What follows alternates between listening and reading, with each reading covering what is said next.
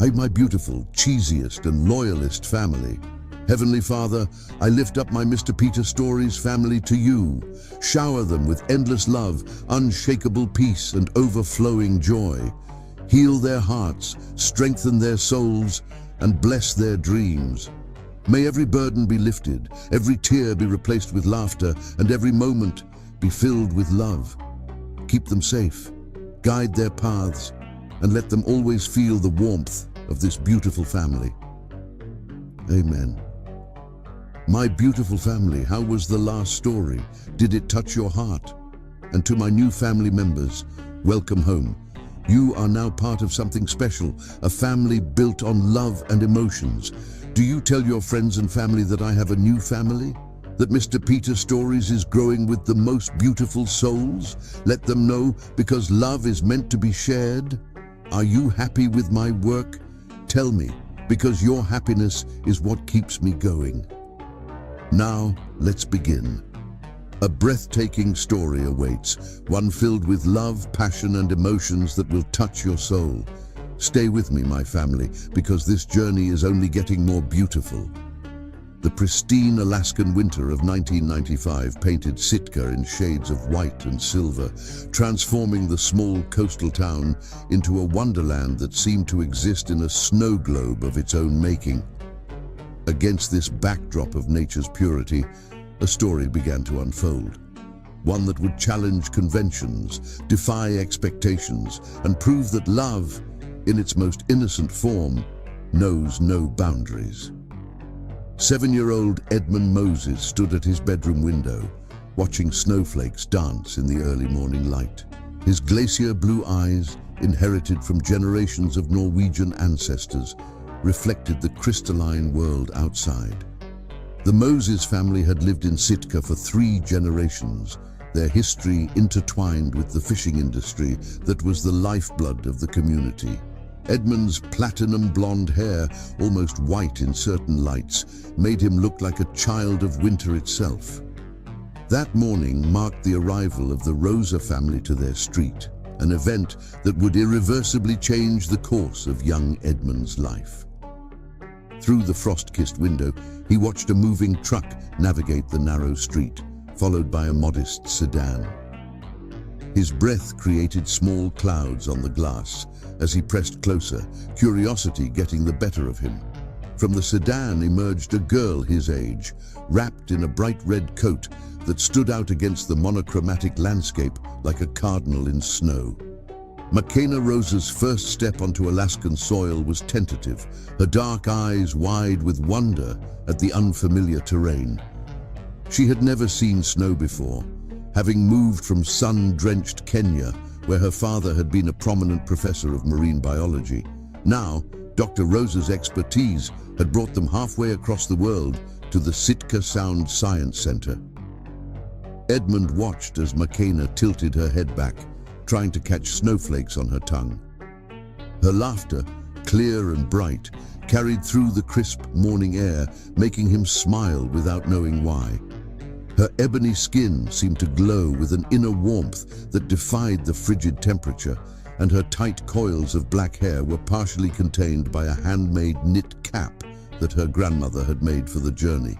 Without fully understanding the momentum of the moment, Edmund rushed downstairs, nearly tripping over his untied shoelaces in his haste to get outside. His mother, Eleanor Moses, called after him to put on his coat, but he was already charging through the front door, sending a burst of cold air swirling through the house. The snow crunched beneath his boots as he made his way across the yard. McKenna noticed him approaching and lowered her arms, which had been spread wide as she spun in circles.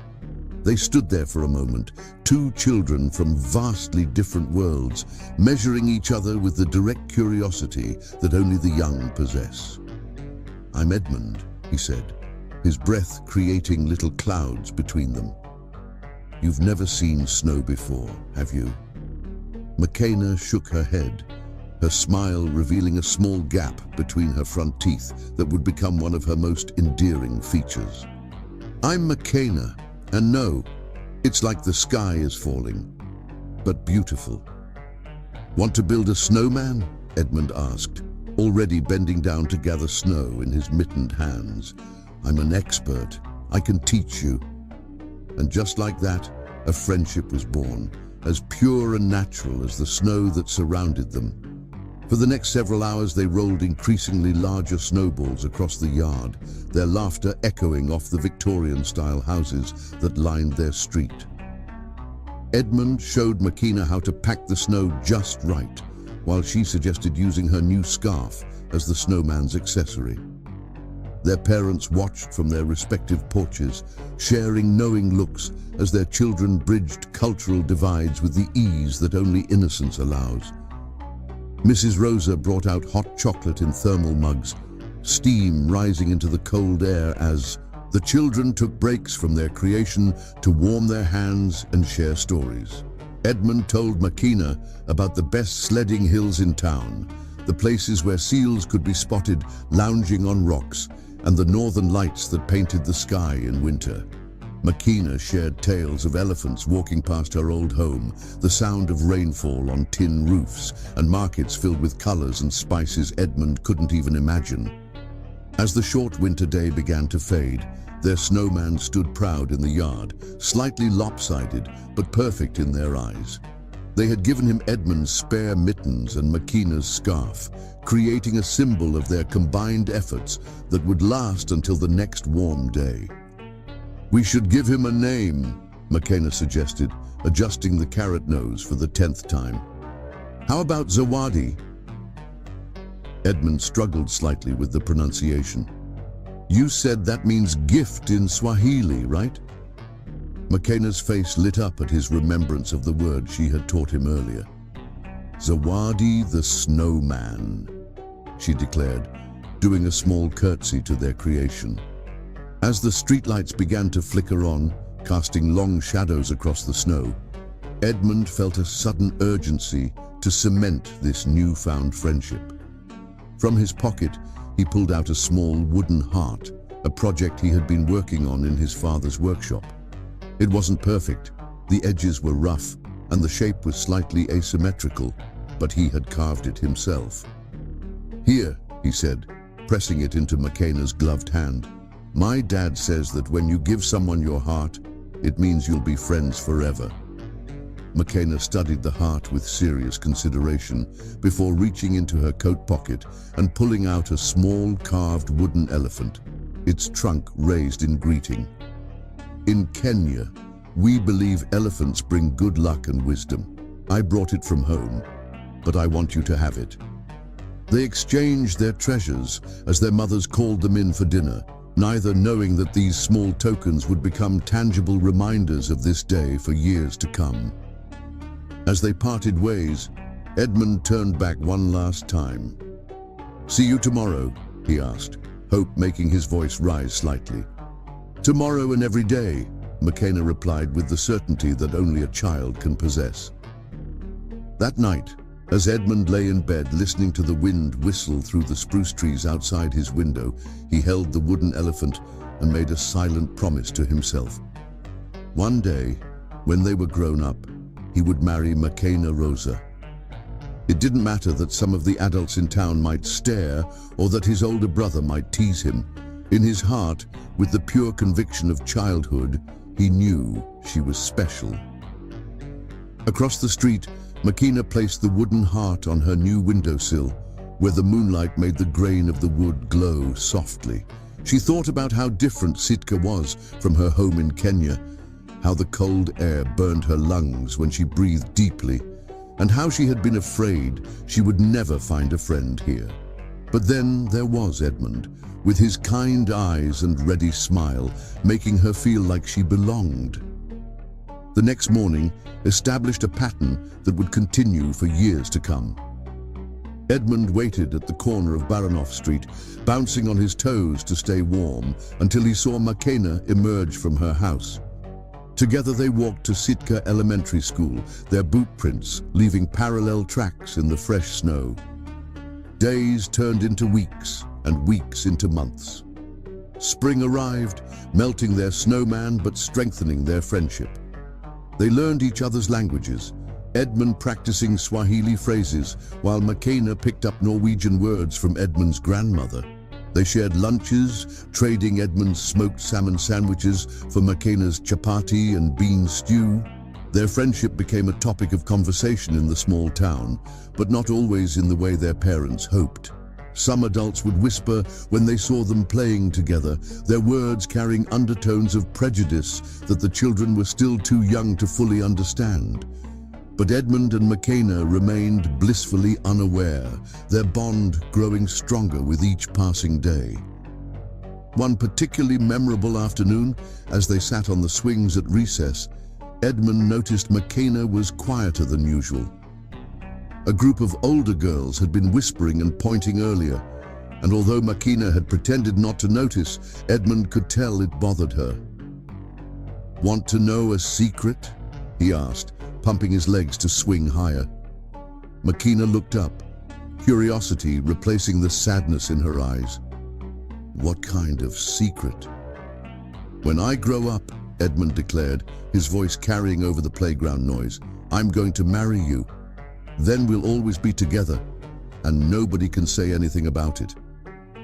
Makena's laugh rang out, clear and true, as she matched his height on the swing.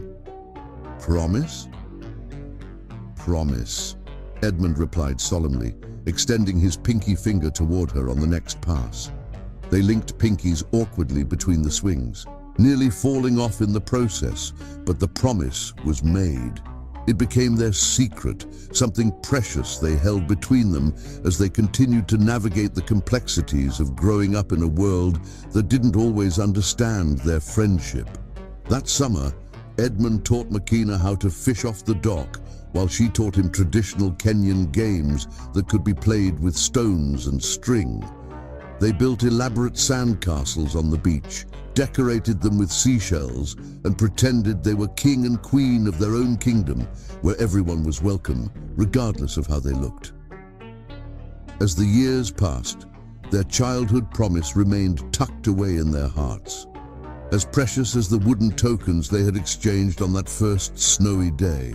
The heart and the elephant became talismans of sorts, carried in pockets during important tests, held tight during thunderstorms, and serving as silent witnesses to the pure love that can exist in the hearts of children.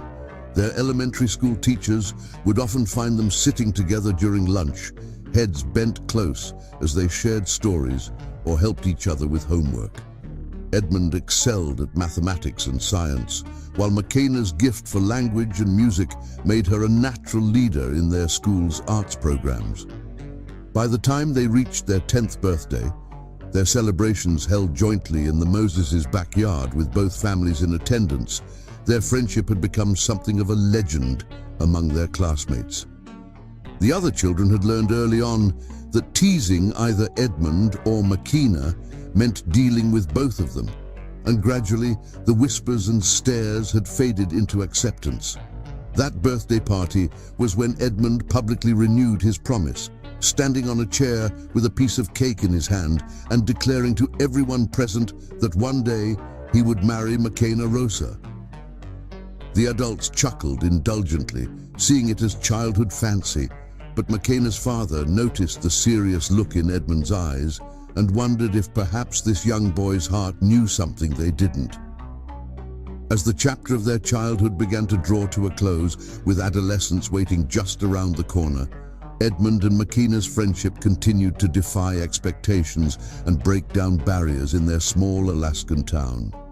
They had created their own world within Sitka, one where love knew no boundaries and promises made in the snow were as binding as any legal document.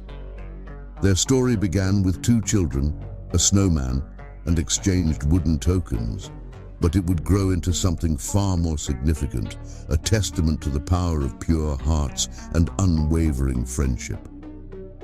The wooden heart and elephant, kept safe through the years, would become symbols of a love that started in childhood innocence, but was destined to weather the storms of life and emerge stronger.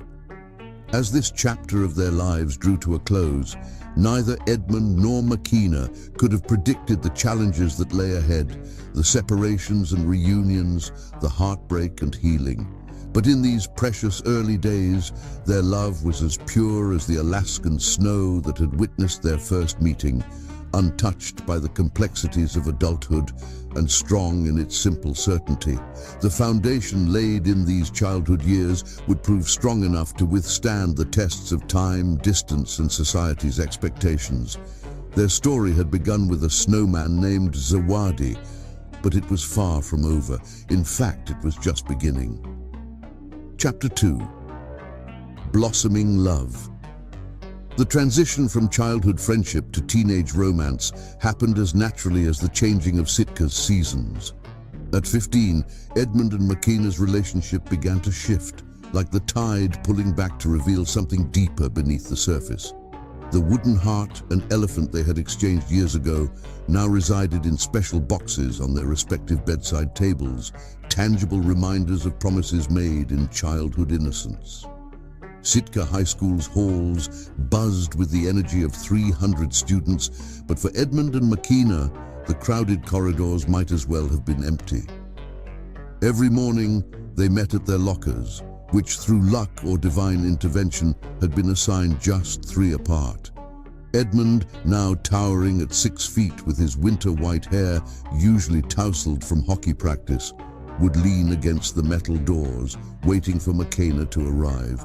She had grown into her own kind of grace, her movements flowing like music, which made sense given her dedication to both piano and choir. Her dark skin glowed with health and vitality, and she wore her hair in intricate braids that her mother wove each Sunday evening. The gap between her front teeth that had been so prominent in childhood had closed naturally, but her smile remained just as radiant. Their morning ritual included sharing their dreams from the night before, a tradition that had started in elementary school and carried through. Edmund's dreams were often about the sea, diving deep beneath the waves or discovering new marine species. Makeena's dreams were filled with music, symphonies played by whales and seals, the northern lights dancing to celestial melodies. AP Chemistry became their sanctuary, the one class they shared that semester. They sat together at the black-topped lab table, their shoulders brushing as they conducted experiments. Edmund excelled at the mathematical aspects, while Makeena had an intuitive understanding of molecular bonds. Together they were unbeatable, their lab reports receiving consistent A's. It was during one such chemistry class that Edmund first noticed how his heart rate increased when Makeena leaned close to read their titration results. The scent of her coconut hair oil mixed with the sterile laboratory smell, creating an intoxicating combination that made it hard for him to focus. Their fingers brushed as she passed him the beaker, and the jolt of electricity that passed between them had nothing to do with static chemistry. The library became their refuge during lunch periods. Hidden among the towering shelves of books, they could escape the curious eyes and whispered comments that still followed them. While their friendship had long been accepted, the possibility of romance between them raised eyebrows in their small town. But in the library's quiet corners, surrounded by books of poetry and science, they created their own world. One rainy Tuesday, as they sat cross-legged between the stacks, sharing a thermos of hot chocolate, Edmund gathered his courage. He pulled a folded piece of paper from his jacket pocket, a note he had spent hours writing and rewriting the night before. Without a word, he handed it to Makeena, his hands trembling slightly. Makeena unfolded the note carefully, her dark eyes scanning the words Edmund had penned in his neat handwriting. "Dear Makeena, do you remember the promise I made on the swings when we were 7? About marrying you someday? I was just a kid then, but somehow I knew what my heart wanted. Now I'm older, and I understand more about what that promise means. What I feel for you isn't just friendship anymore. It's something deeper, something that makes my heart race when you're near and ache when you're away. I don't expect you to feel the same way, but I needed you to know. You're not just my best friend. You're the most beautiful person I've ever known, inside and out." Edmund. The silence that followed seemed to stretch for eternity. Edmund studied the carpet pattern intently, afraid to meet her eyes. Then he felt her hand slip into his, their fingers intertwining naturally, like they had done this 1,000 times before. "I've been waiting for you to say something," Makina whispered, her voice carrying the melody it always did. "I was afraid our friendship was too precious to risk, but Edmund, I feel it too." Their first kiss happened right there, among the dusty tomes of marine biology and musical theory. It was brief and sweet, both of them too shy to linger, but it felt like coming home. When they pulled apart, they both laughed softly, years of tension dissolving in that quiet moment. The news of their relationship spread through Sitka High School like wildfire.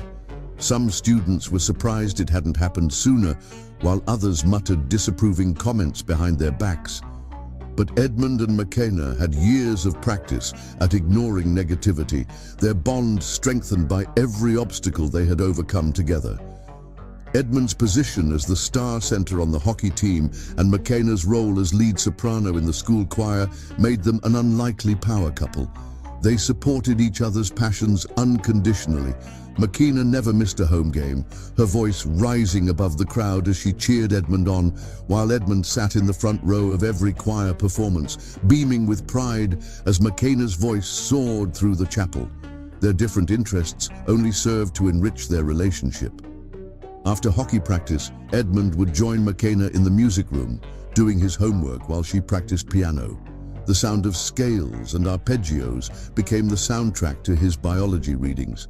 Sometimes he would look up from his textbooks to watch her play, marveling at how her fingers danced across the keys, creating magic from mere wood and wire. During weekends, Makina would accompany Edmund on his marine biology expeditions along the coast. They would spend hours exploring tide pools, Edmund explaining the complex ecosystems, while Makina composed melodies inspired by the rhythm of the waves. She learned to identify different species of starfish and anemones, while he learned to appreciate the musical qualities in nature, the percussion of raindrops, the symphony of wind through the trees. Their junior year brought new challenges as they began to think about college. Edmund's passion for marine biology made the University of Alaska, Anchorage, an obvious choice, while Makina's exceptional musical talent had caught the attention of prestigious conservatories across the country. The possibility of separation loomed on the horizon, but they chose to focus on the present, making every moment count. Winter formal became a milestone in their relationship. Edmund wore a classic black tuxedo with a bow tie that matched Makina's dress, a stunning creation in deep blue that her mother had helped her design. As they danced beneath the gymnasium's twinkling lights, other couples gradually stopped to watch them. They moved together with the natural rhythm of two people who knew each other's souls, their steps as synchronized as their heartbeats. During a slow dance, Edmund pressed his forehead against Makina's, breathing in the moment. "You know," he whispered, "that promise I made when we were kids, I still mean it. Someday, when we're ready, I'm going to marry you, Makina Rosa." Makina's response was to pull him closer, her head resting against his chest, where she could hear his heart beating. "I'm holding you to that, Edmund Moses," she murmured, her words meant for him alone. Their love story became legendary among their classmates, the way Edmund carried Makina's books between classes, not out of obligation, but because he genuinely enjoyed their walks together. The way Makina would leave small notes in Edmund's locker, usually containing music-related puns that made him laugh out loud in the hallway. The way they looked at each other, as if they were sharing a secret that nobody else could understand. Spring brought college acceptance letters and difficult conversations about the future. Edmund had been accepted to UAA's marine biology program with a hockey scholarship, while Makina received the news they had both anticipated and dreaded: a full scholarship to Juilliard. The distance between Alaska and New York seemed insurmountable. but their love had already weathered so many storms.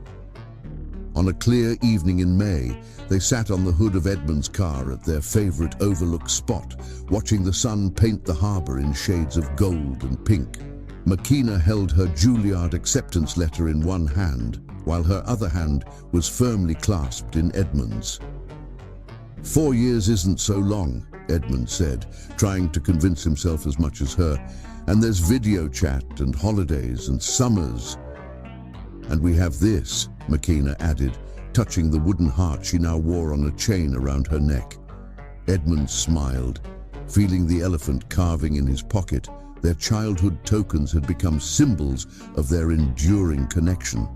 As their senior year drew to a close, Edmund and Makina faced the future with a mixture of excitement and trepidation. Their love had blossomed from the purest of friendships into something profound and unshakable. They had learned that love knows no boundaries, not of race, not of distance, not of time. The chapter of their teenage romance was ending, but their story was far from over. The foundation they had built, brick by brick, from childhood friendship to deep love, would be tested by the challenges ahead. But for now, in the golden light of their youth, they held on to each other and their promises, believing in the power of a love that had started with 2 children, a snowman, and carved wooden tokens exchanged in the Alaskan snow. Chapter 3. Against all odds. The morning Edmund and Makina said goodbye at Sitka's tiny airport was wrapped in a thick Alaskan fog, as if nature itself was trying to soften the edges of their separation. They stood near the security checkpoint, their hands intertwined, neither wanting to be the first to let go. The wooden heart around Makina's neck seemed to pulse with each beat of her racing heart, while Edmund clutched the elephant carving in his pocket like a lifeline. Distance means nothing when your souls are tethered, Makina whispered, pressing her forehead against Edmund's chest one last time. Her acceptance letter to Juilliard had been both a dream come true and the beginning of their greatest challenge. The 3,000 miles between New York and Anchorage loomed before them like a vast ocean they would have to navigate. Edmund's fingers traced the curve of her cheek, memorizing every detail of her face. "We've faced everything together since we were 7 years old," he reminded her, his voice steady despite the storm of emotions in his glacier blue eyes. "This is just another chapter in our story." The morning flight to Seattle was calling its final boarding, and Makina's father waited patiently by the security line. With one final embrace that held years of memories and promises for the future, they parted. Edmund watched until she disappeared through the security gates, her traditional Kenyan wrap a bright splash of color against the airport's gray walls. Their first semester apart tested the boundaries of their connection in ways they hadn't anticipated. The time difference between New York and Alaska meant their schedules rarely aligned. Edmund's marine biology courses and hockey practice filled his days, while Makina's rigorous conservatory schedule often kept her in practice rooms until midnight. They learned to cherish the small moments, quick text messages between classes, late-night video calls where one of them would often fall asleep to the sound of the other's voice. Makina's first performance at Juilliard came in October. She had won a coveted solo spot in the fall showcase, an honor rarely bestowed on freshmen. The night before her performance, she sat in her practice room, her fingers hovering over the keys of a Steinway grand piano that cost more than her parents' house. The piece she would play was a complex composition that spoke of northern lights and Arctic winters, of first love and promised forevers. Unknown to her, Edmund had been planning for weeks. He had picked up extra shifts at the Marine Research Center, saved every penny, and arranged with his professors to make up missed classes. When Makina walked onto the stage the next evening, her heart nearly stopped as she spotted him in the third row, still wearing his travel clothes, but beaming with pride. Her performance that night brought the audience to their feet, but she played for only one person. Every note carried their story.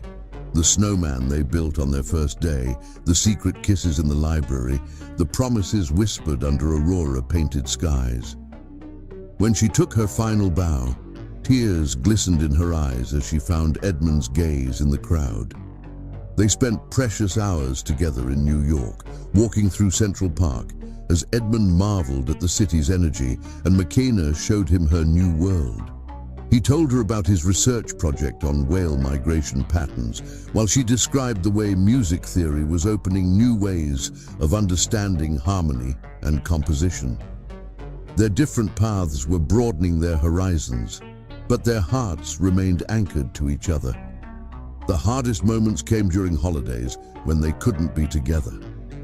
Thanksgiving found Makena performing at a prestigious concert series, while Edmund's hockey schedule kept him in Alaska for winter training. They sent each other care packages, Edmund's containing smoked salmon and recordings of whale songs from his research, Makena's filled with street vendor pretzels and playbills from performances she wished they could have attended together. Their friends in their respective schools couldn't quite understand the depth of their commitment. Edmund's teammates would try to set him up with local girls, while Makena's fellow musicians questioned why she wouldn't date any of the talented performers who clearly admired her. But Edmund and Makena's love had been built on something stronger than proximity. It was founded on a friendship that had defied societal expectations from the very beginning.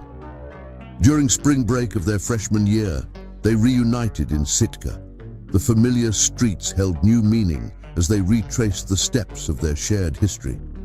They visited their old high school, sneaked into the library for old time's sake, and stood on the beach where they had spent countless hours exploring tide pools and sharing dreams.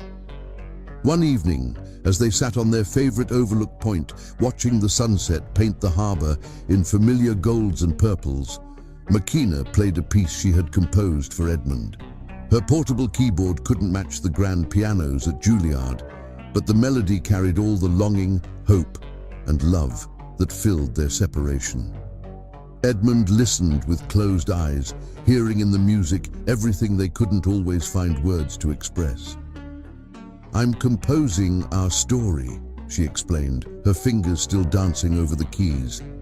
"Every piece I write has elements of you, of us, of this place where we found each other." Edmund pulled her close, breathing in the familiar scent of her coconut hair oil mixed with the salt air of their hometown. "And every time I'm out on the water, studying the patterns of marine life, I'm learning more about how everything in nature is connected, just like us." Their sophomore year brought new challenges and triumphs. Makena's talent caught the attention of prestigious music festivals in Europe, while Edmund's research on whale communication patterns earned him an internship with the leading marine biology institute. Their paths were taking them in different directions, but like the tide always returns to shore, they found ways to come back to each other. They developed rituals to bridge the distance. Every Sunday night, no matter where they were or what time zone they were in, they would video call and share a meal together. Edmund would cook the salmon dishes his grandmother had taught him, while Makena prepared traditional Kenyan recipes her mother had passed down. They would prop up their phones and pretend they were sitting across from each other, sharing stories about their weekend dreams for their future. Their junior year tested them further. Makena was selected for a prestigious exchange program with the Moscow Conservatory, adding even more miles and time zones to their separation. Edmund's research took him on extended voyages into the Gulf of Alaska, where satellite reception was spotty at best. Yet they persevered, writing long emails that became like love letters, sharing the details of their days and the depths of their hearts. During one particularly difficult period, when they hadn't been able to talk for nearly 2 weeks due to Edmund's research voyage, Makena sat at her piano in Moscow late one night. The winter wind howled outside her window, reminding her of Alaskan storms. She began to play, pouring all her longing into the keys, and recorded the improvised piece. When Edmund finally returned to port and received the audio file, he played it on repeat in his lab, feeling closer to her through the music than any words could have managed. Their love story became known at both their schools, the Alaskan marine biologist and the Kenyan-American pianist, who were proving that distance couldn't diminish true connection. Their dedication to each other inspired their friends, though few understood the depth of history that made their bond unbreakable. As their senior year approached, they faced decisions about graduate studies and career paths. Makena had opportunities with prestigious orchestras in Europe and Asia, while Edmund's research was drawing attention from marine institutes around the Pacific Rim. The future held no guarantees of making the distance between them any shorter. Yet through it all, they held on to the promise they had made as children, reinforced as teenagers and strengthened through their college years. The wooden heart and elephant remained their tangible connections to each other. Makena never performed without her necklace, and Edmund kept the elephant carving in a waterproof case during his research dives. Their love had matured like a fine wine, deepened by time and distance rather than diminished by it. They had learned that love wasn't just about being together physically. It was about supporting each other's dreams, celebrating each other's successes from afar, and maintaining a connection that transcended physical distance. The chapter of their college years was drawing to a close, but their story was entering a new phase. They had proved to themselves and the world that their love could survive the challenges of distance and time. As they approached graduation, they faced new decisions and challenges, but they faced them together, their hearts still beating in sync despite the miles between them. In the end, their college years had taught them that love, when real and pure, knows no boundaries. Like the northern lights that had witnessed their childhood promises, their connection danced across continents, beautiful and ethereal, yet anchored in something deeper than the ocean Edmund studied, and more lasting than the music Makena created. They had bet against the odds, and love had won. Chapter 4. The Return. Spring painted Sitka in gentle watercolors when Edmund and Makena both returned home after graduation. The town hadn't changed much in 4 years. The same Victorian houses lined the streets, the same fishing boats bobbed in the harbor, and the mountains still stood sentinel over the sea. But they had changed, grown into themselves while somehow growing even closer despite the distance. Edmund arrived first, his research equipment and marine biology degrees in tow. He had accepted a position at the Sitka Sound Science Center, the same facility where Makena's father had worked all those years ago. His first morning back, he walked to their old meeting spot at the corner of Baranof Street, muscle memory guiding his feet. The morning fog wrapped around him like a familiar embrace as he waited, just as he had done countless times before. When Makena's taxi turned onto their street 3 days later, Edmund was there waiting. She stepped out, her elegant conservatory poise softening into something more natural as their eyes met. The years apart hadn't diminished their connection. If anything, the distance had crystallized their love into something rare and precious, like a diamond formed under pressure. "Welcome home," Edmund whispered as they came together, his arms wrapping around her waist as her hands found their place on his shoulders. The wooden heart still hung around her neck, and he could feel the elephant carving in his pocket pressing between them. They stood there for a long moment, their heartbeats sinking as naturally as they always had. Their reunion brought a new energy to Sitka.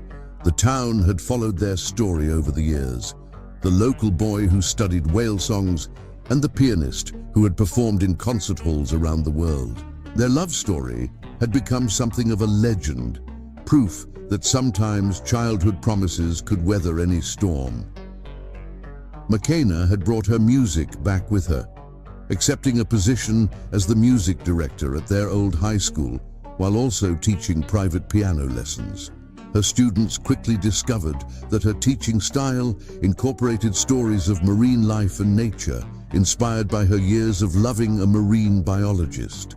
She would explain rhythm using the patterns of whale songs Edmund had recorded and describe harmony through the metaphor of ecosystem balance. Edmund's work at the Science Center flourished as he combined his research expertise with his natural talent for education.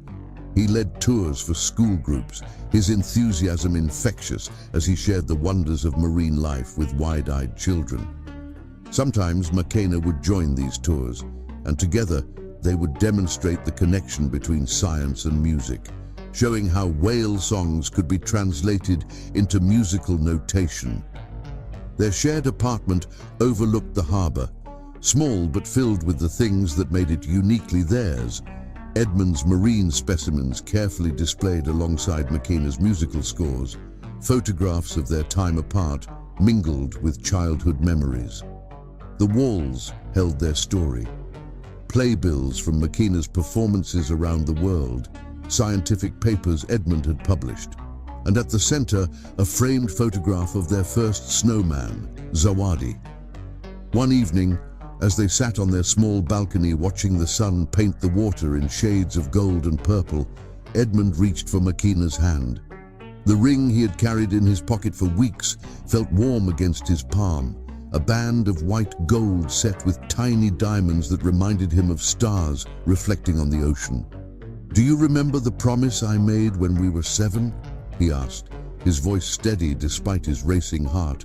"The one I renewed at 15 and again when we were 18? Makena turned to him, her dark eyes shining with understanding. The setting sun caught the wooden heart around her neck, making it glow like amber. "You said you would marry me someday," she replied softly. Edmund slid from his chair to one knee, still holding her hand. "I've spent my life studying the patterns of nature, how everything is connected, how some forces are as reliable as the tides, but nothing in all my research is as constant as my love for you. Makena Rosa, will you marry me?"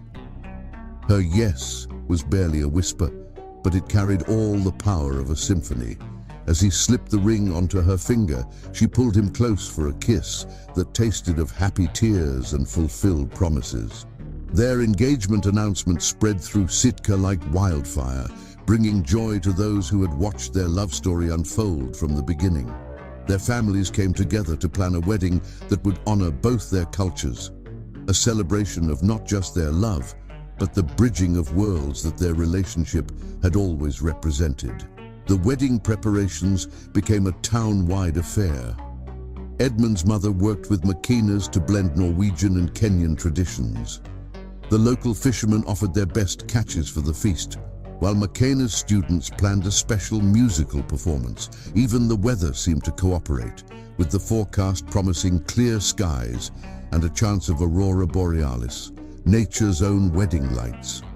They chose to hold the ceremony at sunset on the beach, where they had spent countless hours exploring tide pools and sharing dreams. Wooden benches were arranged in a semicircle, facing the water where the sun would paint the sky in wedding colors. Makena's father built an arch from driftwood, which local children helped decorate with native Alaskan flowers and traditional Kenyan fabrics. The day of the wedding dawned clear and crisp. As Makena prepared in her childhood home, her mother wove tiny white flowers into her braids, just as her grandmother had done for her own wedding in Kenya. Her dress was a masterpiece of cultural fusion, white silk flowing like ocean waves, with traditional Kenyan beadwork catching the light like sea spray. Edmund stood under the driftwood arch, wearing a suit that matched the deep blue of the Alaskan sea. In his pocket, he carried the wooden elephant that had been his constant companion for so many years. His hands trembled slightly as he watched the guests arrive, his hockey teammates from college seated next to Makena's musician friends, their high school teachers wiping away tears, and what seemed like half of Sitka filling the beach. As the sun began its descent toward the horizon, music filled the air. Not the traditional wedding march, but an original composition Makena had written for the occasion, played by her most talented students. The melody carried hints of Norwegian folk songs and Kenyan rhythms woven together as seamlessly as their lives had become. Makena appeared at the top of the beach path, her father beside her. The setting sun wrapped her in a golden glow as she walked toward Edmund, her smile as radiant as it had been on the day they first met. The wooden heart around her neck caught the light, a reminder of where their story began. Their vows were a mixture of traditional promises and personal memories. Edmund spoke of a love that had grown from childhood friendship into something as vast as the ocean he studied. Makena's words flowed like music, speaking of harmony found in difference and strength found in distance overcome. They exchanged rings under the deepening sky, just as the first stars began to appear. As they sealed their vows with a kiss, the northern lights appeared, ribbons of green and purple dancing across the darkening sky, as if nature itself was celebrating their union. Their guests gasped in wonder, but Edmund and Makena were lost in their own world, where promises made in childhood had bloomed into a love story for the ages. The reception was held in the high school gymnasium, transformed by hundreds of twinkling lights into a magical space that blended their two worlds. Tables were decorated with centerpieces that featured both Arctic flowers and African violets.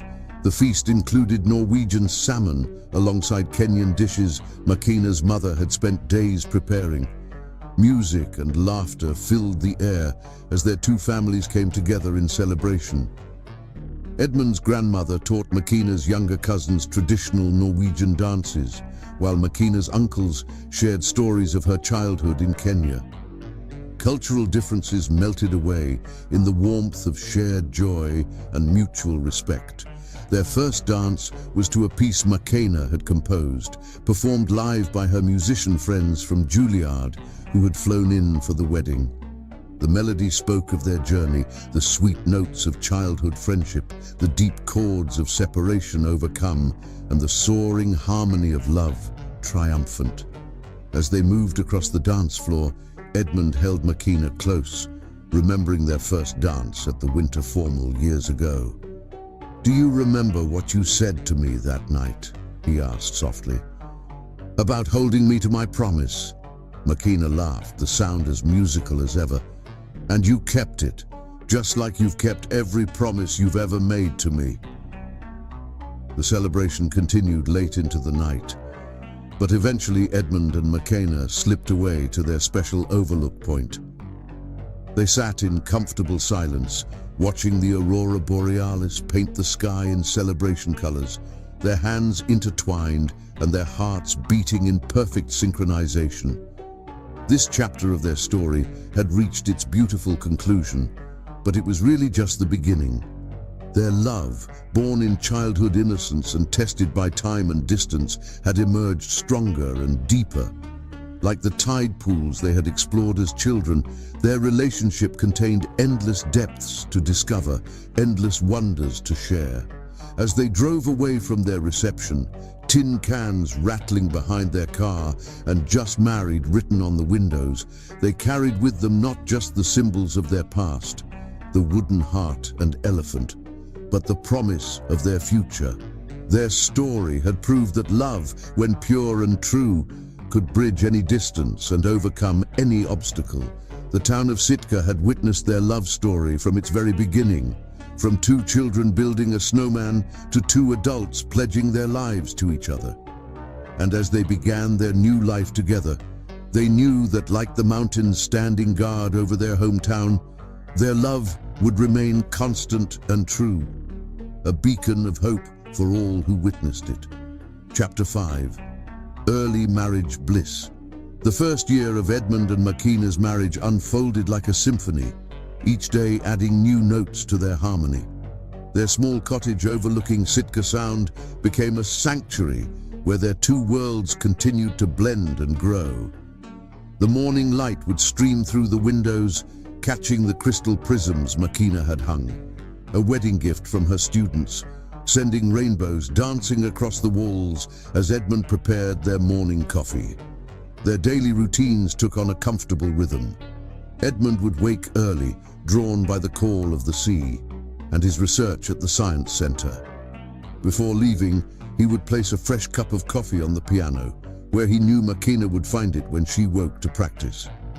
The wooden heart still hung around her neck, and the elephant carving had found a permanent home on a small shelf above their bed, watching over their dreams. Makina's music filled their home, her compositions evolving to include the sounds of their shared life. The gentle lapping of waves against the shore beneath their cottage window became recurring motifs in her pieces. She would often practice while Edmund worked at his desk nearby, her music providing a soundtrack to his marine biology research. Sometimes he would look up from his papers to watch her play, still amazed by the way her fingers could create such magic from ivory and wood.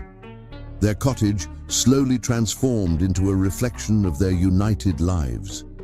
Edmund's scientific journals shared shelf space with Makina's sheet music.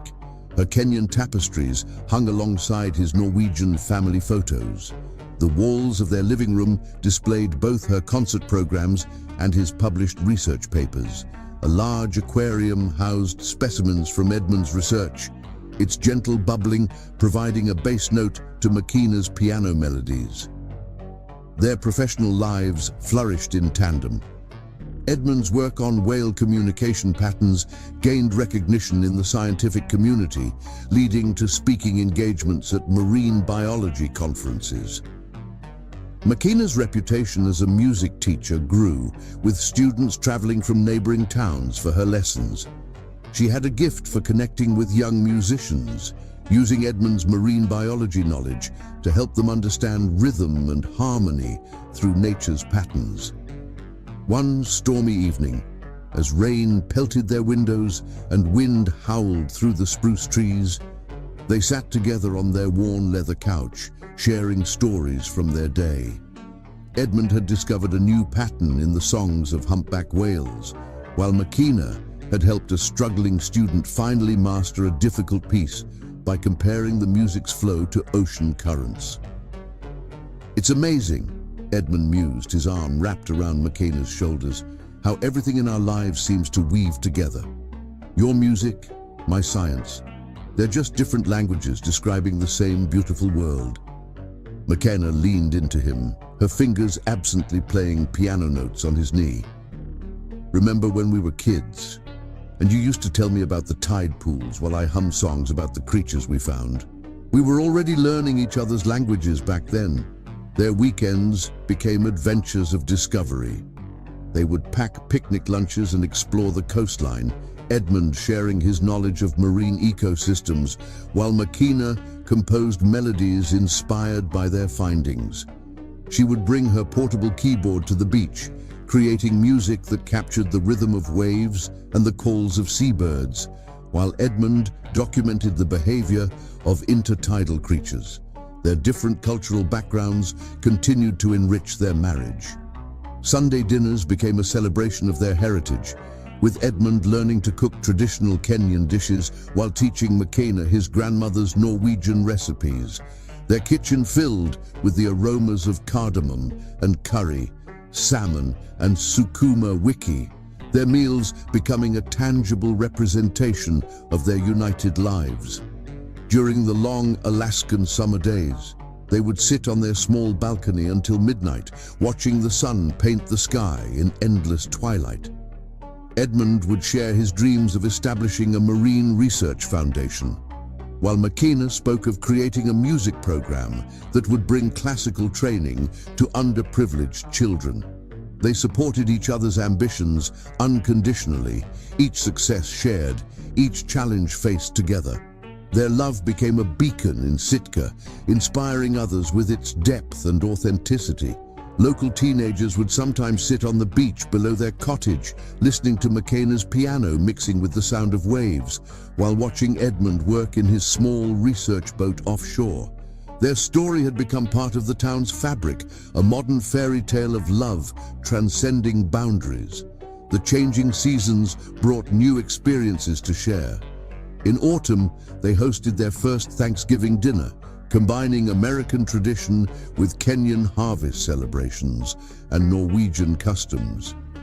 Their cottage overflowed with friends and family, the air filled with multiple languages and laughter. Makina played piano while Edmund's mother taught her Kenyan cousins Norwegian folk dances, the evening becoming a testament to the beauty of cultural fusion. Winter brought the northern lights and cozy evenings spent planning their future. They would sit by their fireplace, Edmund reading scientific papers while Makina composed, occasionally sharing thoughts that would spark long, deep conversations about life, love, and their dreams for the future. The wooden heart and elephant watched over these moments, silent witnesses to their continuing story. Their first Christmas as a married couple became a celebration of traditions old and new. They decorated their cottage with both Norwegian Christmas ornaments and Kenyan crafts, creating a unique holiday atmosphere that represented their united lives. On Christmas Eve, Makina performed a special concert at the local church, playing arrangements that blended carols from both their cultures, while Edmund beamed with pride from the front row. As spring approached, they began discussing the possibility of starting a family. These conversations would happen in quiet moments, while walking along the beach at sunset, or lying in bed, listening to the rain on their roof. They talked about how they would share both their cultures with their children, teaching them to appreciate the diversity that had made their own love so rich and unique.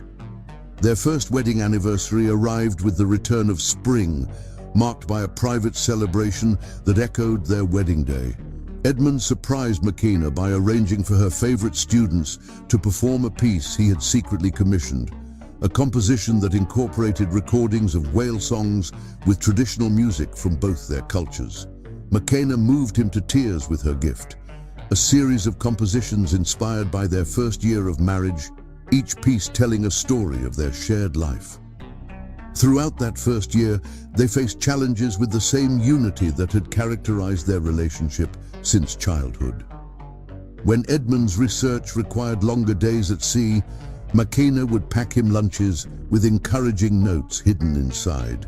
When Makina struggled with a particularly difficult composition, Edmund would sit with her at the piano, offering support even though he couldn't read music. Their home became a gathering place for friends and colleagues, hosting dinner parties where marine biologists engaged in passionate discussions with musicians, each group learning from the other. These evenings often ended with Makina at the piano, playing while Edmund shared stories of his latest research, their different worlds harmonizing perfectly. They learned to dance through life's minor disappointments together. When Edmund's research grant application was initially rejected, Makina helped him revise and strengthen his proposal. When several of Makina's advanced students moved away for college, Edmund helped her reorganize her teaching schedule to accommodate new beginners. Each challenge was met with united strength and unwavering support. Their love continued to grow in unexpected ways. Edmund found himself humming Makina's compositions while out on his research vessel, while she began incorporating scientific terminology into her music lessons. Their individual passions didn't compete but complemented each other, creating a richer, more vibrant life together. As their first year of marriage drew to a close, their cottage had become more than just a home. It was a testament to the power of love, to bridge differences and create something beautiful and new. The sound of Makina's piano mingling with the sea breeze, the sight of Edmund's research papers scattered among sheet music, the blend of aromas from their fusion cooking, all of it spoke to the unique harmony they had created together. Yet beneath the surface of their marital bliss, subtle currents were beginning to stir. The demands of their growing careers would soon test the strength of their bond in ways they couldn't yet imagine. But for now, in the golden light of their first year together, their love seemed as eternal as the tides and as unshakable as the Alaskan mountains that watched over their home. The wooden heart and elephant remained their touchstones, reminders of the pure love that had brought them together as children. and sustained them through years of separation. These symbols of their beginning would soon become anchors in the storms ahead, but in this chapter of their story, they were simply beautiful reminders of a promise fulfilled. Chapter 6. The Fracture. The pressure began with small cracks, hardly noticeable against the backdrop of their otherwise harmonious life. Like hairline fractures in sea ice, these tiny fissures seemed insignificant at first, easily dismissed, readily overlooked. But beneath the surface, forces were at work that would test the foundations of Edmund and Makina's love in ways they never expected. The changes came gradually, carried in on the tide of their growing professional success. Edmund's groundbreaking research on whale communication patterns had caught the attention of major marine biology institutes across the Pacific Rim. His work was increasingly cited in prestigious journals, leading to invitations for extended research expeditions. Each opportunity seemed too important to decline, each project promising to advance their understanding of marine ecosystems in crucial ways. Meanwhile, Makina's reputation as both a performer and teacher had grown beyond their small Alaskan town. Her unique approach to music education, blending classical training with natural rhythms and multicultural influences, attracted attention from prestigious conservatories. Concert halls in Seattle, Vancouver, and San Francisco began reaching out with performance opportunities. Her students were winning competitions, their success reflecting back on her growing influence in the classical music world. Their cottage overlooking Sitka Sound, once a sanctuary of their shared life, began to feel the strain of their diverging paths. The piano that had filled their home with music stood silent more often as Makina traveled for performances. Edmund's research papers piled up on his desk, many half-finished as longer expeditions kept him away from his home office. One particularly telling morning, Edmund found himself staring at their shared calendar, now marked with more days apart than together. His finger traced the upcoming months. His 3-week research voyage to study whale migration patterns would overlap with Makina's concert series in Portland. They would miss their monthly dinner with her parents, another small tradition slipping through the cracks of their busy lives. The wooden heart around Makina's neck and the elephant carving on their bedroom shelf seemed to watch with silent concern as their once synchronized rhythms began to falter. Simple routines that had grounded their marriage started to fray. Edmund no longer had time to leave coffee by the piano before dawn. Makina's practice sessions no longer provided a soundtrack to his research. Their first serious tension surfaced during a rare shared breakfast. Edmund was reviewing the proposal for an extended research project that would take him to the Aleutian Islands for 6 months. The project promised to be career-defining, focusing on the impact of climate change on whale migration patterns. He looked up from his papers to find Makina watching him, her dark eyes holding a mixture of pride and pain. 6 months is a long time, she said softly, her fingers absently playing piano notes on the kitchen table, a habit that usually made Edmund smile, but now seemed to emphasize the distance growing between them. "It's an incredible opportunity," Edmund replied, his voice carrying an edge of defensiveness. "This research could help protect entire marine ecosystems. We've handled distance before, remember? During college?" "College was different," Makina countered, her normally melodic voice tight with emotion. "We were working toward being together. Now it feels like we're working toward separate lives." The silence that followed was heavy with unspoken fears. They had promised to support each other's dreams, but neither had anticipated how those dreams might pull them in opposite directions. The wooden heart seemed to weigh heavier around Makina's neck, a reminder of simpler times when their promises had seemed easier to keep. Their attempts to bridge the growing gap often fell short. Video calls dropped in remote research locations. Planned visits were cancelled due to unexpected performance opportunities or research emergencies. The spontaneous joy that had characterized their early marriage began to feel choreographed, scheduled, and sometimes forced. Even their shared passions began to feel the strain. When Edmund tried to tell Makina about a breakthrough in his research, her attention seemed divided, her mind clearly on upcoming performances. When she attempted to share new compositions with him, his responses felt perfunctory, distracted by data analyses that needed his attention. Their home began to reflect their diverging paths. Edmund's side of the office accumulated scientific journals and marine biology specimens, while Makina's piano disappeared under sheets of music and competition programs. The space between their two worlds, once bridged so naturally by their love, began to feel like an unbridgeable chasm. The breaking point approached gradually, like a storm building on the horizon. Makina had been offered a position as artist in residence at a prestigious conservatory in Seattle. The opportunity would allow her to influence young musicians on a larger scale, to share her unique approach to music education with a wider audience. But it would mean leaving Sitka, leaving the home they had built together. She broke the news to Edmund one evening as they sat on their balcony, watching the sun paint the harbor in shades of gold and purple. The scene was reminiscent of countless romantic moments they had shared in that spot, making the conversation that followed even more painful. "I turned it down," Makina said quietly, her fingers twisting the wooden heart pendant. "I couldn't imagine leaving our home, our life here." Edmund's reaction surprised them both. Instead of relief or gratitude, he felt a surge of frustration. "You shouldn't have done that without discussing it with me," he said, his voice sharper than intended. "This is exactly the kind of opportunity you've been working toward."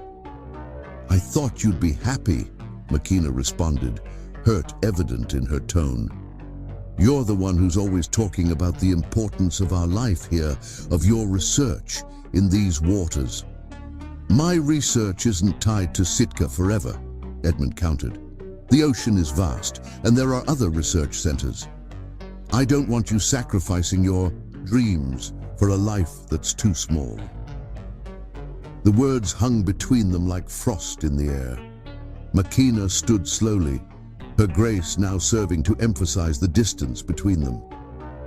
"And you're sacrificing us for a life that's too vast," she whispered, tears freezing on her cheeks as she walked inside. That night, they slept on opposite sides of their bed, the space between them feeling wider than any ocean Edmund had ever studied. The wooden heart and elephant watched from their perches, silent witnesses to the fracturing of a love that had once seemed unbreakable. The following days brought a painful dance of avoidance and attempted reconciliation. They still shared their home, still went through the motions of their married life, but the music had gone out of their movements. Edmund threw himself into preparations for his upcoming research expedition, while Makina spent longer hours at the school, her music taking on a melancholy tone that her students noticed but didn't understand. Their friends and family began to sense the tension. Dinner invitations were declined more frequently. Their usual joint appearances at community events became solo ventures. The town that had celebrated their love story now watched with concern as the fairy tale showed signs of strain. The wooden heart around Makina's neck felt heavier with each passing day, while Edmund found himself holding the elephant carving more often, running his fingers over its worn surface, as if seeking answers in its familiar contours. These childhood tokens, once symbols of their unshakable bond, now seemed to mock the distance growing between them.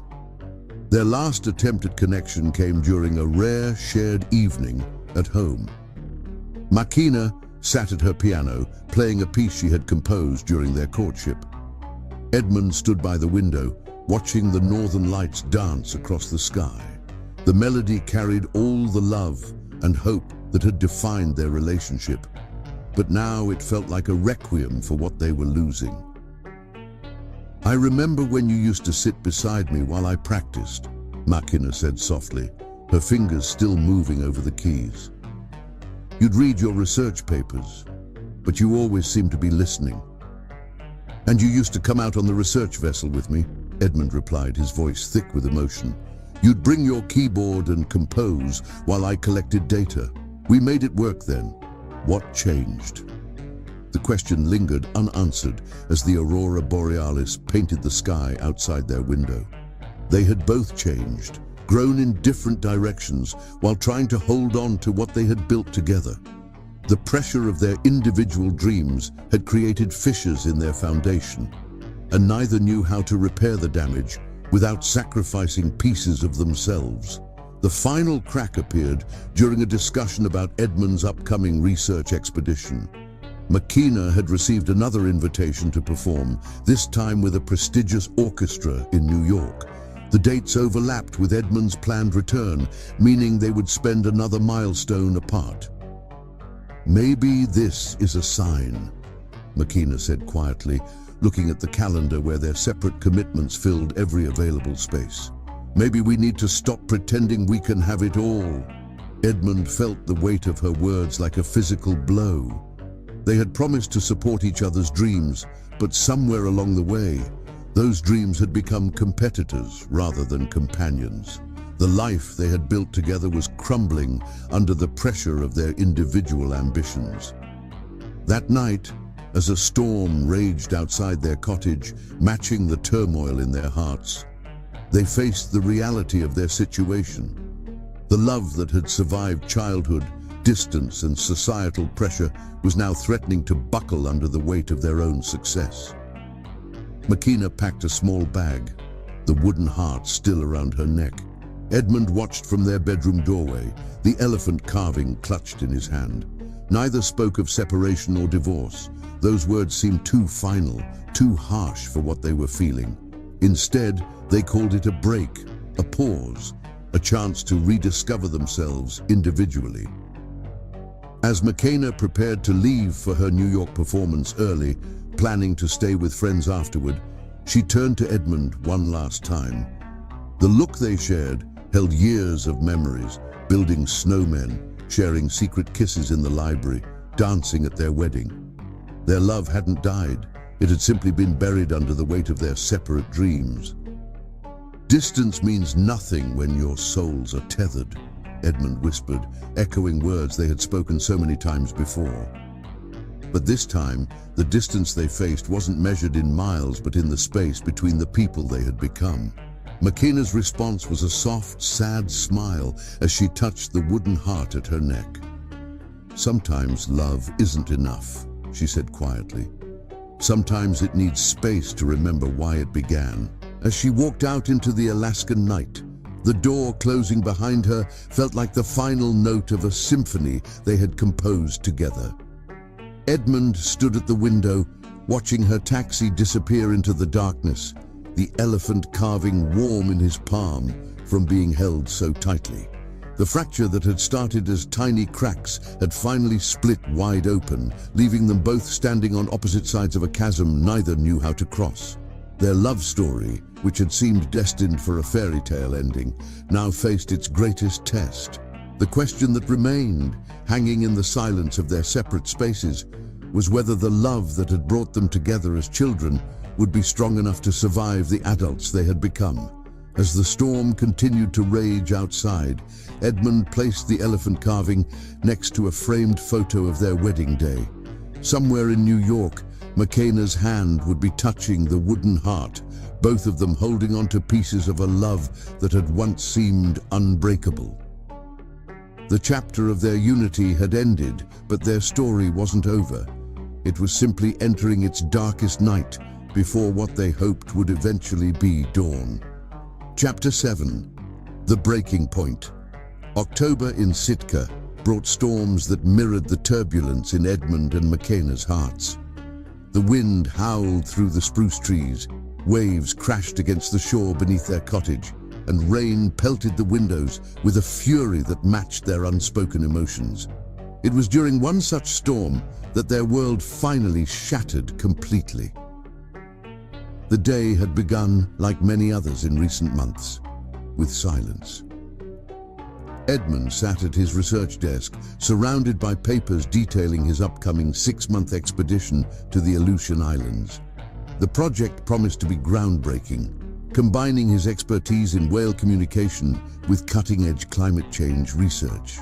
His name would be listed as lead researcher, a career-defining moment that should have brought pure joy. McKenna stood at her piano, fingers hovering over the keys without playing. The letter from the New York Philharmonic lay open on the music stand, an invitation to be their featured soloist for an entire season. It was the kind of opportunity musicians dreamed about, a chance to perform on one of the world's most prestigious stages. Yet the thought of accepting filled her with a complex mixture of excitement and dread. The wooden heart felt heavy around her neck as she finally broke the silence. "I received another invitation today," she said softly, her voice barely carrying over the storm outside. "The Philharmonic wants me for their next season. A full year in New York." Edmund looked up from his papers, his glacier blue eyes meeting her dark ones across the room that suddenly felt too small to contain their separate dreams. That's incredible, McKenna. You deserve it. Your talent belongs on stages like that." "Don't," McKenna replied, her voice catching. "Don't pretend this is simple. Don't act like this decision doesn't affect both of us."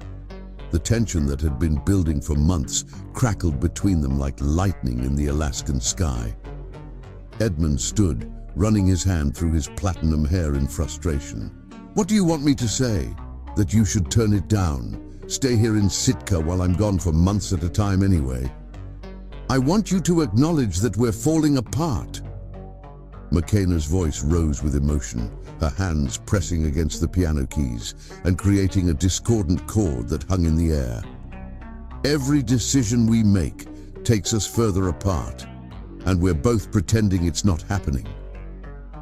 Edmund moved to the window, watching the storm rage across the harbor. The elephant carving sat heavy in his pocket, a reminder of simpler times. "We knew this could happen. We're both passionate about our work. We've always supported each other's dreams." "Supporting each other's dreams shouldn't mean losing each other in the process," McKenna countered, moving away from the piano to stand behind him. "Remember when we used to find ways to combine our worlds? When your research inspired my music?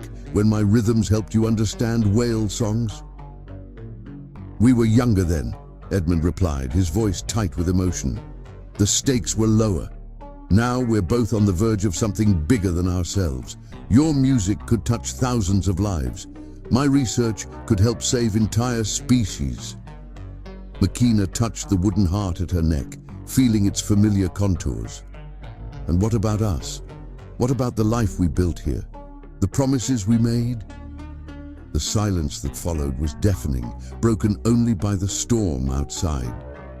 Edmund turned to face her, and for a moment, they were children again, building a snowman, exchanging wooden tokens, making promises they believed would last forever. "I can't ask you to give up New York," Edmund finally said, his voice barely above a whisper. "Just like you can't ask me to abandon my research. We're both too stubborn, too dedicated to our paths." "So what are you saying?" McKenna's question hung in the air between them, though they both knew the answer. "I'm saying that maybe we need to admit that love isn't always enough. That sometimes following your dreams means letting go of other dreams along the way."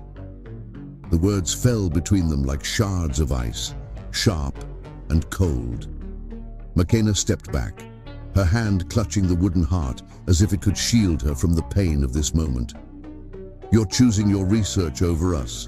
"No," Edmund's response was immediate, passionate. "I'm choosing to not be the reason you turned down the opportunity of a lifetime. I'm choosing to not resent you for asking me to stay when my work takes me away. I'm choosing to let you fly, even if it means watching you soar away from me." Tears froze on McKenna's cheeks as she processed his words. The storm outside had reached its peak, the wind howling like a wounded animal. And what about all our plans, our dreams of starting a family, the life we built here? Edmund moved toward her, his hand reaching out but stopping short of touching her. Dreams change, Makina. We've both changed. The kids who exchanged wooden tokens and made forever promises. Maybe we've grown into different people than they thought we'd be. The truth of his words hit them both with devastating force. They had grown, evolved, developed into successful professionals in their respective fields. But somewhere along the way, they had grown in different directions, like two trees reaching for different patches of sky. "I can't do this anymore," Makina whispered, her voice breaking. "I can't keep pretending we're not slowly destroying each other. Every time you leave for research, every time I travel for performances, we're both holding back, both feeling guilty for pursuing our passions. And that guilt is poisoning everything we built," Edmund finished her thought, understanding flowing between them one last time. "We're both sacrificing pieces of ourselves, trying to hold on to something that's slipping away." The decision, when it finally came, felt both sudden and inevitable. Makina would accept the New York position. Edmund would proceed with his research expedition. Their paths, which had been intertwined since childhood, would finally diverge. As Makina packed her essential belongings, the storm began to subside, as if nature itself had exhausted its fury. The wooden heart still hung around her neck, and Edmund's elephant carving remained in his pocket. Symbols of a love that had been pure and true, even if it couldn't survive the realities of their adult lives. Before leaving, Makina sat at the piano one last time. Her fingers found the keys without thought, playing the melody she had composed for their wedding. Edmund stood in the doorway, listening to the notes that carried all their hopes, dreams, and now their goodbyes. "I'll always love you," Makina said softly as the final notes faded. "The girl who gave you her heart in the snow will always love the boy who promised to marry her someday." Edmund's voice was rough with emotion when he replied, "And I'll always love you." No matter where our paths lead, no matter how far apart we go, a piece of my heart will always belong to the girl who taught me that music and science could dance together. As Makina walked through their front door for the last time, the wooden heart seemed to pulse against her skin, while the elephant carving in Edmund's pocket felt heavier than ever. They didn't say goodbye. That word felt too final, too complete for what they were feeling. Instead, they shared one last look that held all their history: snowball fights and secret kisses, quiet evenings and grand celebrations, promises made and now broken. In that look was also understanding, forgiveness, and a love that would never truly die, even if it could no longer light their way forward together. The taxi arrived, its headlights cutting through the post-storm mist. As Makina stepped into the car, Edmund remained on their cottage porch, watching until the taillights disappeared into the Alaskan night. The northern lights began to dance across the sky, nature's own farewell symphony for a love story that had seemed written in the stars. In the days that followed, their separate lives began to take shape. Edmund threw himself into preparations for his research expedition, while news of Makina's acceptance of the New York position spread through their small town. Their friends and family mourned the end of what had seemed a fairy tale romance, but those closest to them understood that sometimes love means letting go. Their cottage stood empty, a silent testament to the life they had built and lost. The piano remained untouched. Edmund's research papers lay filed away, and the photographs of their happiness still hung on the walls. It would be years before either of them could bring themselves to decide what to do with these physical remnants of their shared dreams. As October faded into November, Edmund and Makina began their separate journeys. She threw herself into preparations for her New York debut, while he focused on his upcoming expedition. They didn't communicate directly, but through mutual friends, they learned of each other's successes and struggles. Their breaking point had come not from a lack of love, but from an abundance of passion for their work, for their dreams, for the people they were becoming. The wooden heart and elephant carving remained their connections to what had been, tokens of a love that had shaped them both into the people they needed to become, even if those people could no longer walk the same path. The chapter of their unity had ended, but their story wasn't over. Like the tide pulling back from the shore, their separation felt like both an ending and a beginning. The question was, beginning of what? Only time would tell if the love that had brought them together as children would find a way to bridge the gap between the adults they had become. Chapter 8. Years of Silence. 10 years passed like a long Alaskan winter, each season bringing changes that shaped Edmund and Makena's separate lives, while never fully erasing their shared past. The wooden heart and elephant carving, though miles apart, remained constant reminders of what they had lost and what they still carried within their hearts. Edmund threw himself into his marine research with an intensity that both impressed and concerned his colleagues. His work took him to the furthest reaches of the Pacific, studying whale migration patterns and the impact of climate change on marine ecosystems. The quiet of the open ocean became his sanctuary, the rhythmic sounds of waves and whale songs replacing the piano melodies that had once filled his life. His reputation in the scientific community grew steadily. Publications in prestigious journals bore his name, and his research methods became standard practice in marine biology circles. He developed new technologies for tracking whale communications. His understanding of their songs deepened by years of listening to their haunting melodies across vast ocean spaces. The small research vessel he commanded became his home more often than not. Its cabin walls were covered with charts and data printouts, but in a small, waterproof box beneath his bunk, he kept the wooden elephant carving safe. Sometimes during long nights at sea, he would hold it in his palm, remembering the snow-covered day when a young girl with bright eyes had given it to him. Meanwhile, Makena's career soared to heights even she hadn't imagined possible. Her debut season with the New York Philharmonic earned critical acclaim. Her unique style of playing drawing praise for its emotional depth and innovation.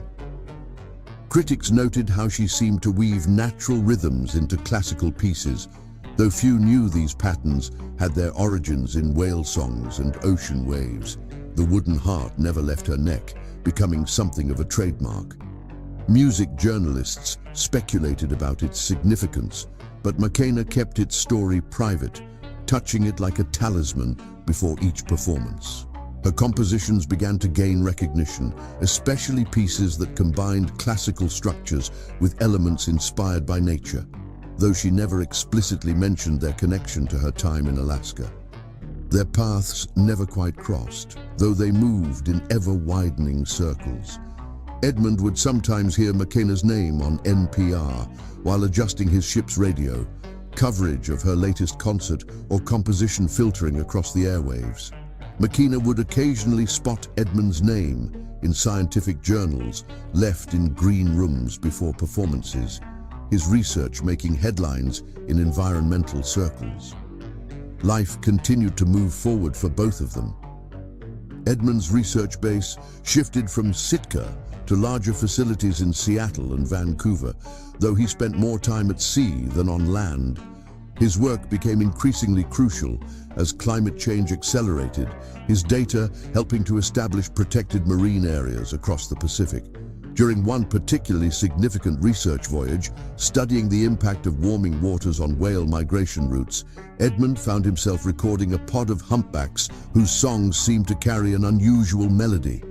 As he listened through his hydrophone, he realized the pattern reminded him of one of Makena's early compositions, the piece she had written about their first winter together. That night, alone in his cabin, he pulled out his laptop and, for the first time in years, searched for her name online. The screen filled with images of her performances, reviews of her compositions, and interviews about her innovative approach to classical music. In every photo, he could spot the wooden heart hanging around her neck, and his own hand instinctively went to the elephant carving in his pocket. Makena's life in New York evolved into something she had never imagined for herself. Her apartment overlooking Central Park became a gathering place for musicians and artists, its walls adorned with photographs of performances and awards. But in her bedroom, on a small shelf visible only to her, sat a framed picture of a snowman named Zawadi, built by two children who believed in forever. She dated occasionally, as did Edmund, but these relationships never deepened into anything significant. How could they explain to others that their hearts were still partially anchored in a past they had chosen to leave behind? The wooden heart and elephant carving became their secret keepers, holding memories too precious to share but too painful to forget. Their mutual friends in Sitka kept them loosely informed of each other's lives, though neither actively sought information. They learned to navigate questions about their past with practiced grace, acknowledging their history while maintaining the distance they had chosen. Their old cottage overlooking the Sound remained untouched, neither able to decide its fate. 5 years into their separation, Edmund's research brought him to New York for a climate change conference. He spent an entire afternoon standing outside Carnegie Hall, where Makena was scheduled to perform that evening. The familiar weight of the elephant carving in his pocket seemed heavier than usual as he debated buying a ticket. In the end, he returned to his hotel, knowing they weren't ready for that reunion. That same year, Makena's concert tour took her to Seattle, just miles from where Edmund's research vessel was docked. She found herself driving past the Marine Biology Center, her fingers automatically touching the wooden heart as she spotted research boats in the harbor. She wondered if any of them were his, but couldn't bring herself to stop and find out.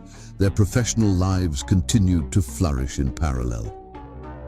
Edmund's research led to breakthrough discoveries about whale communication and the effects of ocean acidification.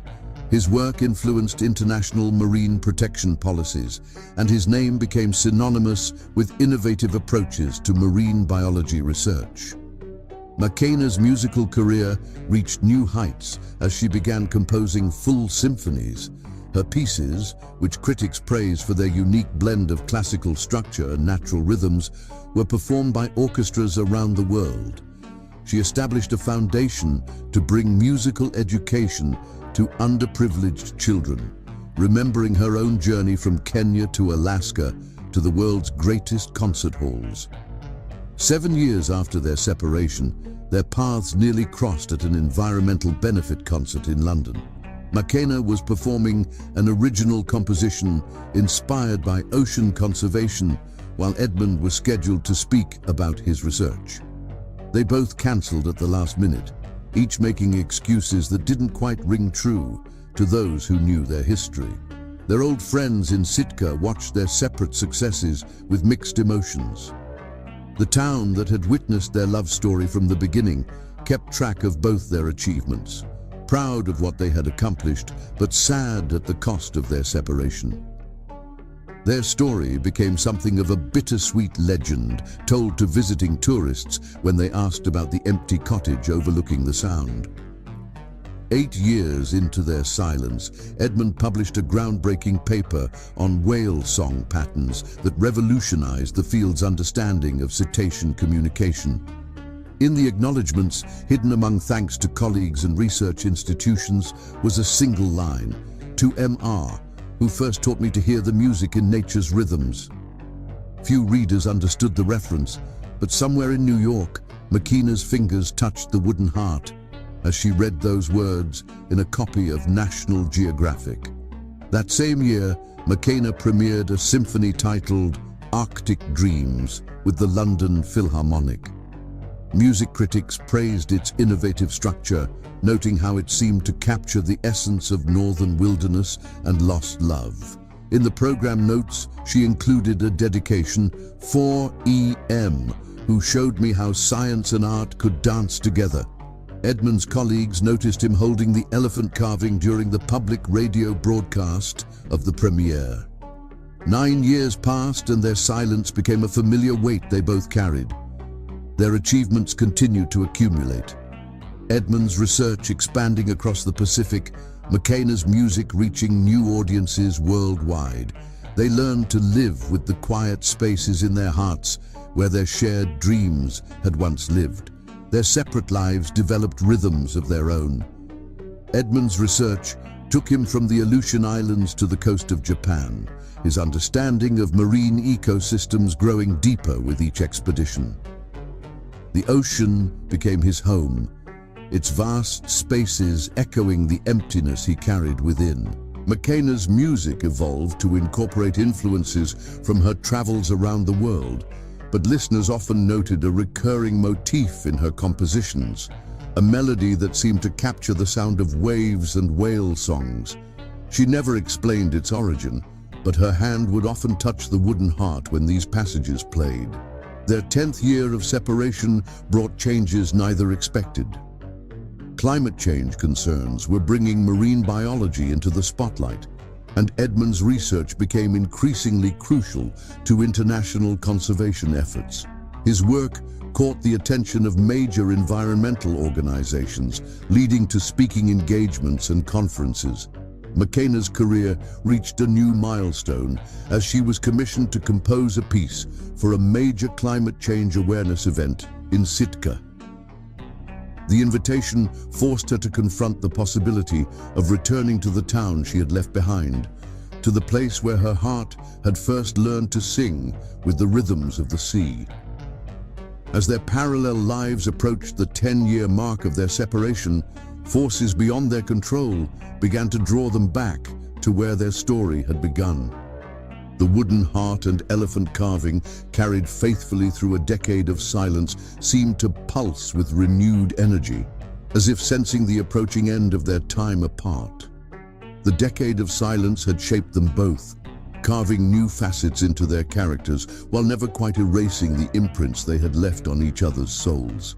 Their love story had become something of a legend in both the scientific and musical communities, though few knew the full truth of what they had shared and lost. As the 10th winter of their separation approached, destiny began weaving the threads of their lives back together, preparing for a reunion neither of them saw coming.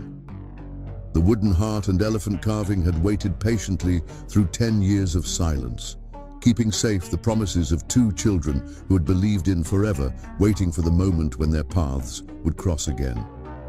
Chapter 9. Fate's Hand. A climate change conference in Sitka brought Edmund home after years of research across the Pacific. The timing seemed orchestrated by fate itself. The conference organizers had commissioned Makena to perform at the opening ceremony, her music chosen to underscore the urgency of environmental protection. Neither knew of the other's scheduled appearance until it was too late to change plans. The autumn air carried a familiar crispness as Edmund's research vessel approached Sitka Sound. The town's skyline remained largely unchanged, though his perspective had shifted with the years. The elephant carving sat heavy in his pocket as memories flooded back. Childhood snowball fights, teenage kisses, and a love that had seemed as eternal as the mountains watching over the harbor. Makena's arrival the day before the conference stirred similar emotions. Her taxi wound through streets that held a lifetime of memories, past their old elementary school, the library where they had shared secret kisses, and finally, their cottage on the hill. The wooden heart seemed to pulse against her skin as she caught glimpses of their past around every corner.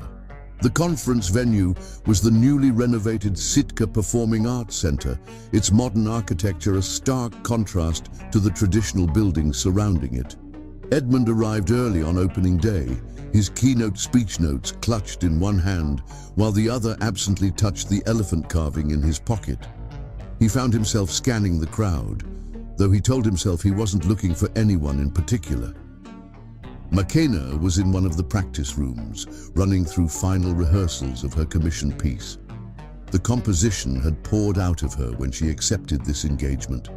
A symphony that spoke of ice melting, oceans rising, and the delicate balance of nature disrupted. Only now did she realize how much of their story had woven itself into the music. Their first glimpse of each other came during the opening ceremony. Edmund sat in the front row, his position as keynote speaker making his presence unavoidable. Makena walked onto the stage, the wooden heart catching the spotlight as she took her place at the grand piano. Time seemed to stop as their eyes met across the crowded auditorium, a decade of silence suspended in a single breath. The piece she played was unlike anything the audience had ever heard. It began with the gentle sounds of whale songs translated into piano notes. A direct reference to Edmund's research that few would understand. The melody built slowly, incorporating themes from their shared past. The rhythm of waves against their cottage shore, the haunting echo of Alaskan winter winds, the harmonic complexity of the northern lights they had watched together. Edmund sat transfixed, recognizing the patterns from his research woven into her music. Each note seemed to carry a message meant only for him, speaking of things they had left unsaid. His hand clutched the elephant carving as memories washed over him with each phrase of the music. As the final notes faded, the audience erupted in applause, but Edmund and Makena remained locked in a moment outside of time. She finally broke eye contact to take her bow, the wooden heart swinging forward with the motion, catching the light just as it had on their wedding day. The conference schedule kept them apart for most of the day. Edmund delivered his keynote speech on the alarming changes in whale migration patterns, his research highlighting the urgent need for environmental action. From her seat in the back of the auditorium, Makena watched the passionate scientist he had become, seeing echoes of the boy who had once taught her about tide pools. During the evening reception, they orbited each other like binary stars, moving in patterns that kept them close but never quite touching. Their colleagues noticed the tension, though few knew the history behind it. The wooden heart and elephant carving seemed to pulse in rhythm, drawing them inevitably toward each other. Their first words came in a quiet moment by the refreshment table. Edmund reached for a glass of water just as Makena set hers down. Their fingers brushed briefly, sending a jolt of electricity through both of them that had nothing to do with static. "Your performance was incredible," Edmund said softly, his voice carrying the weight of 10 years' silence. "You incorporated the whale songs perfectly." Makena's smile held a hint of their shared past. "I had a good teacher. Your research, it's amazing what you've accomplished, Edmund." The use of his name after so long nearly undid him. They stood in awkward silence, both aware of the eyes watching them, both feeling the pull of their shared history and the weight of their separate lives. "Would you—" Edmund hesitated, then gathered his courage. "Would you like to get some coffee to catch up properly?" The question hung between them like frost in the air. Makena's hand went to the wooden heart, a gesture Edmund recognized from their years together. "I'd like that," she replied quietly. They found themselves at their old favorite cafe, which had somehow survived the decade unchanged. The same mismatched cups, the same creaky floorboards, the same view of the harbor where fishing boats bobbed in the evening light. Sitting across from each other, they began the delicate dance of reconnection. They spoke of their professional lives first, safer ground than the personal history that hung heavy in the air between them. Edmund described his research breakthroughs while Makena shared stories of concert halls and compositions.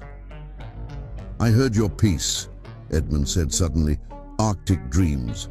"I was on a research vessel in the Bering Sea when it premiered on public radio." Makena's fingers traced the rim of her coffee cup. "I read your paper on whale communication patterns. The acknowledgement. I recognized myself in those initials." Their eyes met over their cooling coffee, years of unspoken words passing between them. The wooden heart and elephant carving seemed to hum with energy, like compass needles finally pointing true north. "Do you ever—" Makena began, then stopped, gathering her thoughts. Do you ever wonder if we made the right choice? Edmund's hand moved unconsciously to his pocket, feeling the familiar contours of the elephant. Every day, he admitted, but I also know we needed to become who we are now. Your music has touched thousands of lives. My research is helping protect the oceans we both love. We were so young, Makina said softly, thinking we had to choose between our dreams and our love. Maybe we weren't wrong, Edmund replied, his voice gentle. Maybe we just needed time to grow into people who could hold both. The conversation flowed more easily after that, years of silence melting away like spring ice.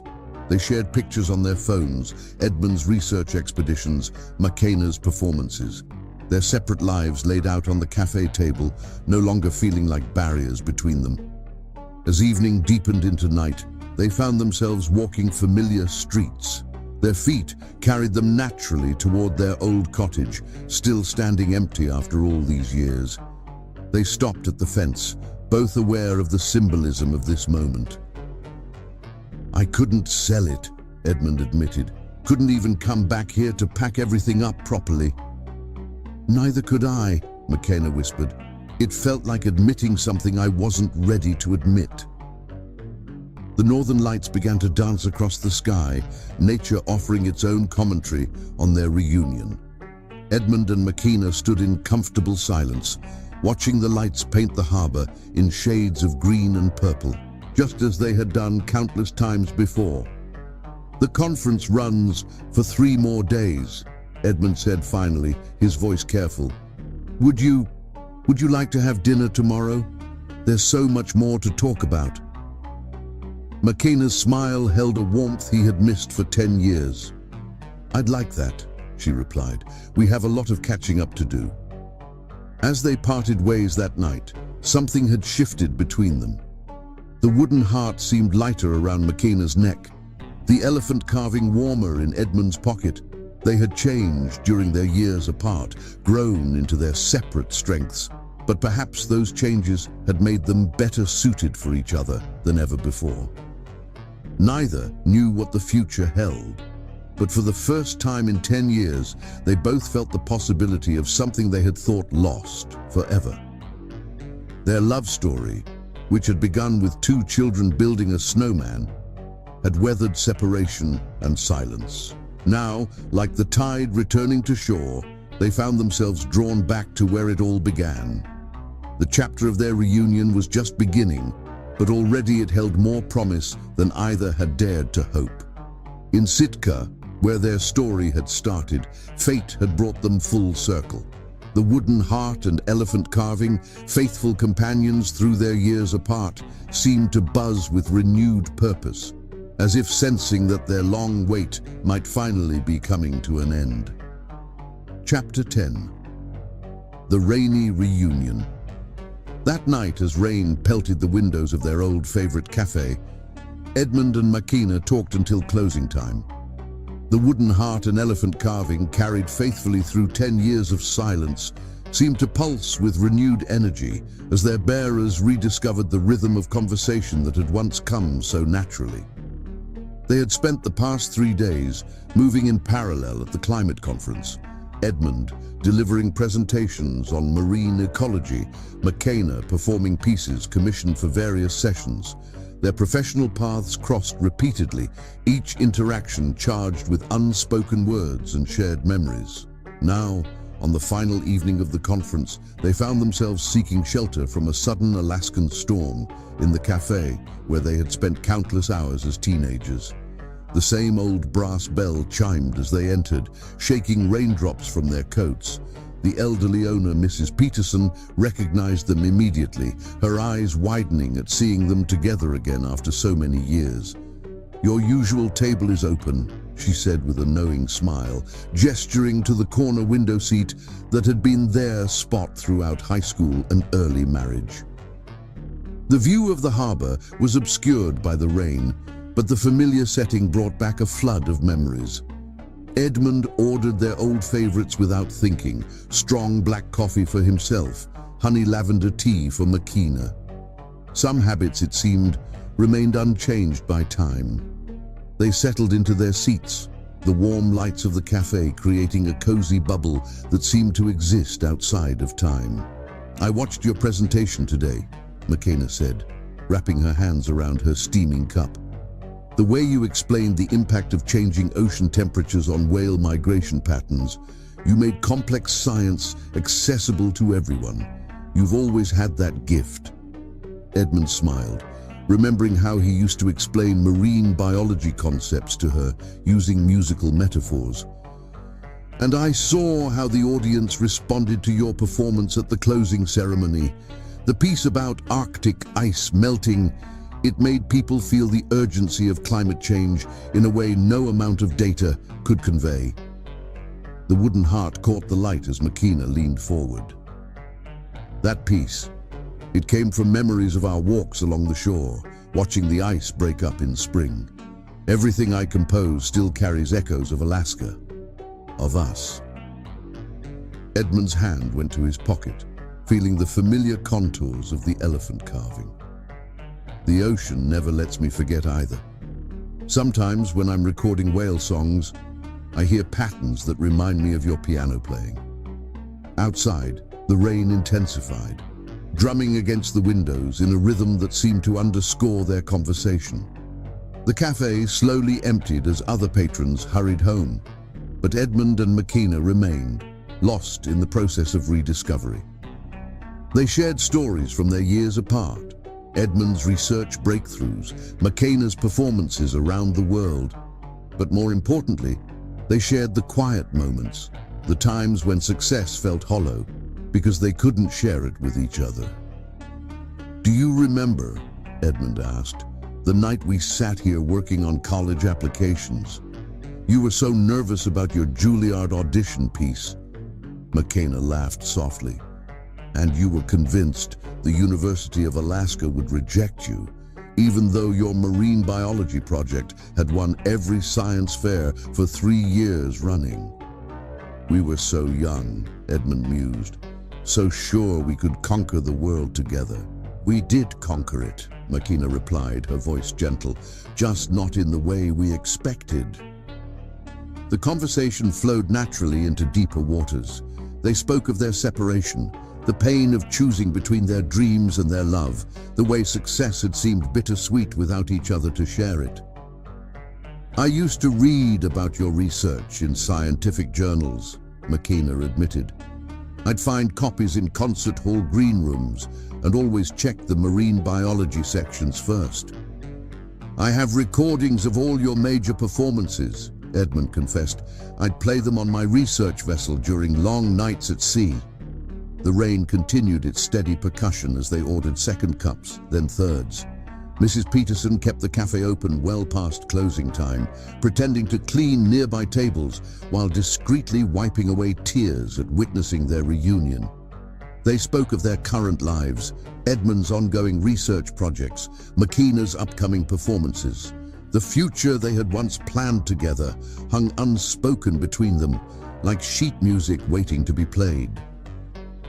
"The foundation I'm starting," McKenna said hesitantly, "to bring music education to coastal communities.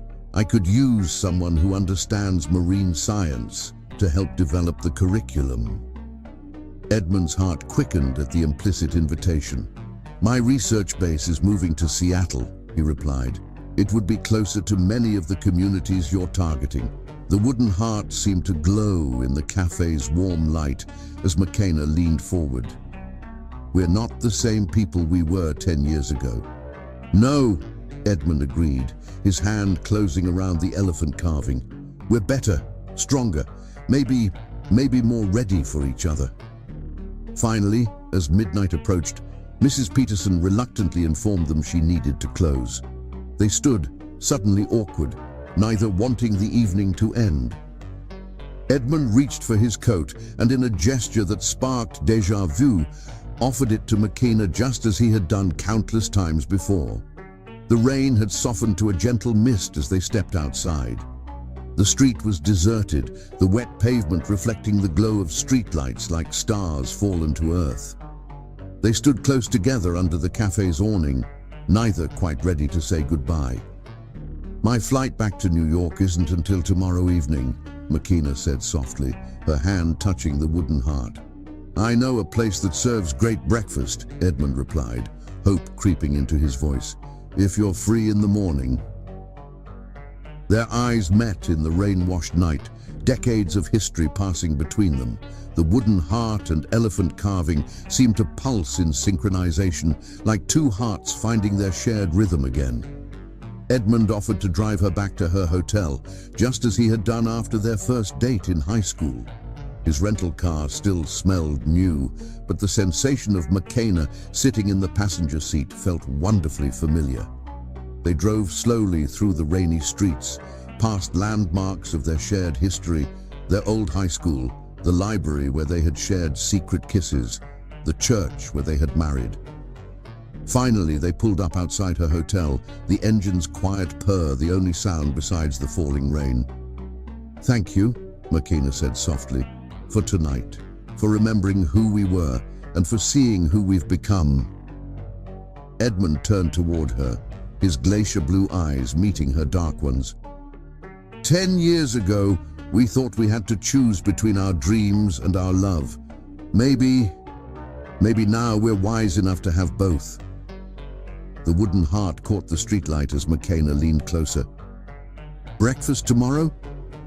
I'll pick you up at 9, Edmund replied, his smile carrying years of hope. As they parted ways for the night, something had shifted between them.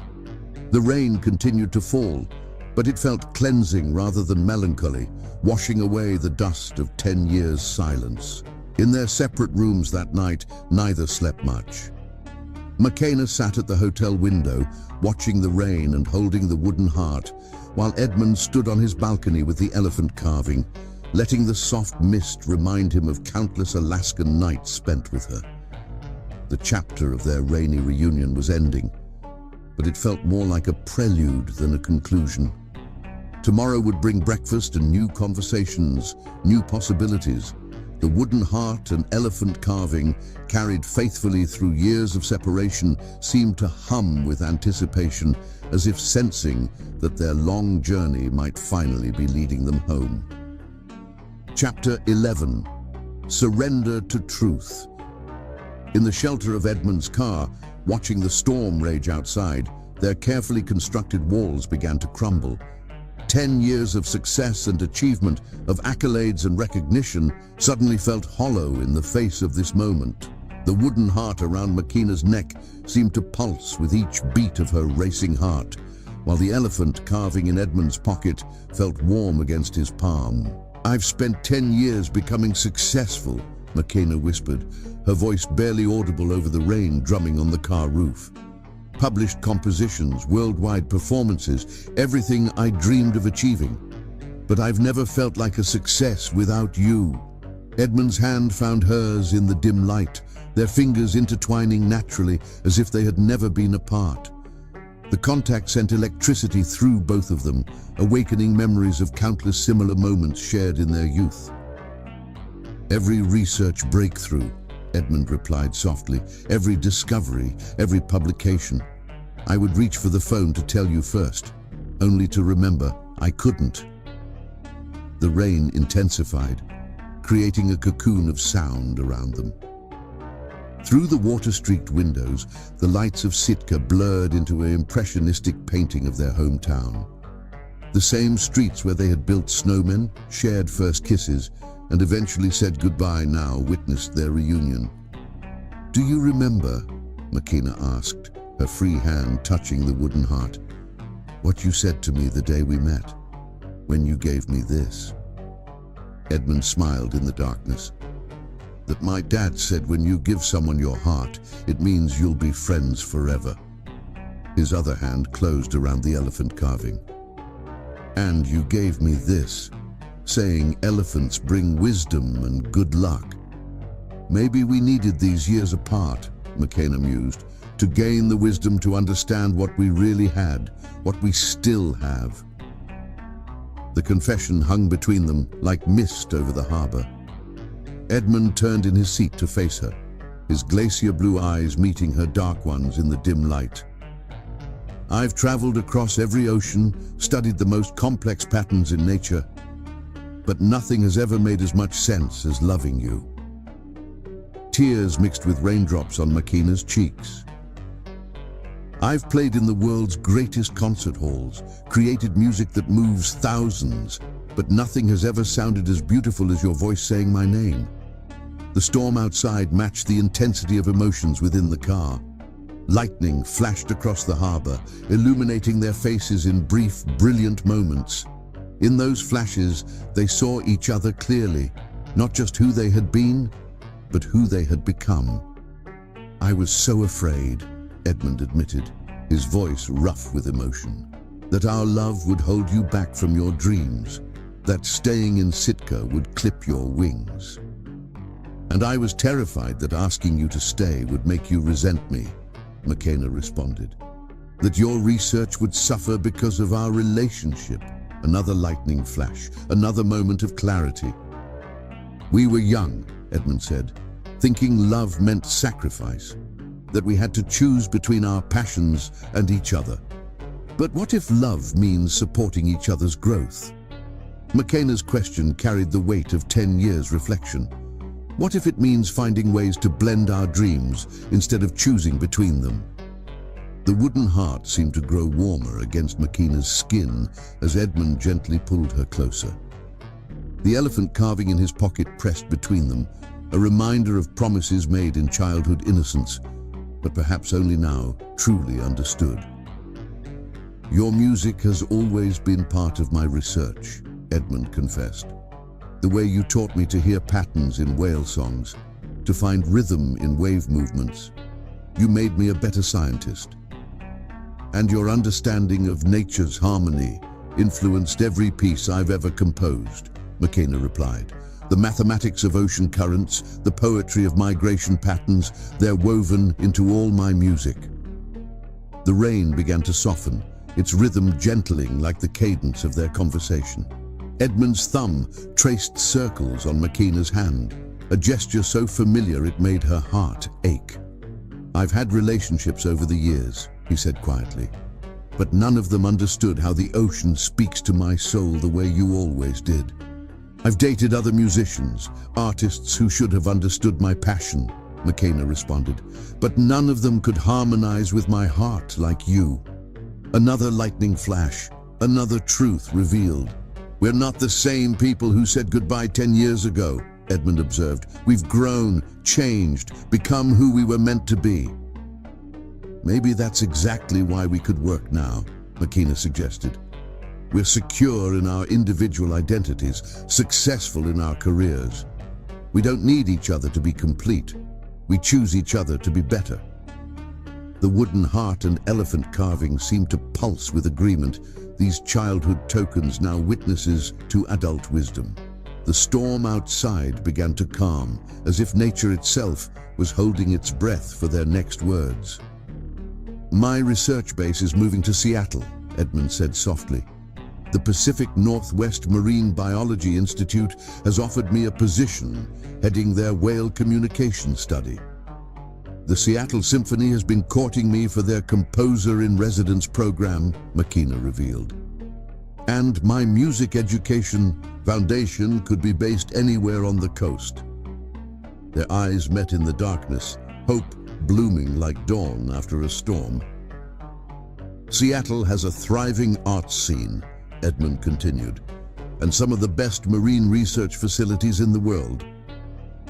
It's close enough to Sitka for regular visits, Makina added, close enough to keep our connections here while building something new. The wooden heart glowed in another flash of lightning as Makina leaned closer. Are we really considering this? Trying again? Edmund's free hand came up to cup her cheek, his thumb brushing away a mixture of raindrops and tears. I think we've spent 10 years preparing for this moment, growing into people who could love each other better. Their first kiss in a decade was gentle, tentative, like the first notes of a new composition or the initial findings of a research study. But it carried the weight of their history and the promise of their future, as natural as the tide returning to shore. When they finally parted, both were crying freely, years of suppressed emotion finally finding release. The wooden heart and elephant carving seemed to sing with joy, these faithful companions finally witnessing the reunion they had waited so long to see. "It won't be easy," Makina said pragmatically, even as she stayed close in Edmund's embrace. "We'll have to balance our careers, find ways to support each other's dreams without losing ourselves. We're smarter now," Edmund replied, his voice full of conviction. "We understand that love isn't about sacrifice. It's about growth, about finding harmony between different melodies." The rain had almost stopped, leaving behind a fresh, clean scent that spoke of new beginnings. Through the clearing sky, the northern lights began to dance, painting the harbor in sheets of green and purple. "Look," Edmund whispered, nodding toward the celestial display. "Nature's giving us her blessing." Makina laughed softly, the sound more beautiful to Edmund's ears than any symphony. "As if we needed another sign. The wooden heart and elephant have been trying to tell us this for years." They sat together in comfortable silence, watching the aurora dance across the sky.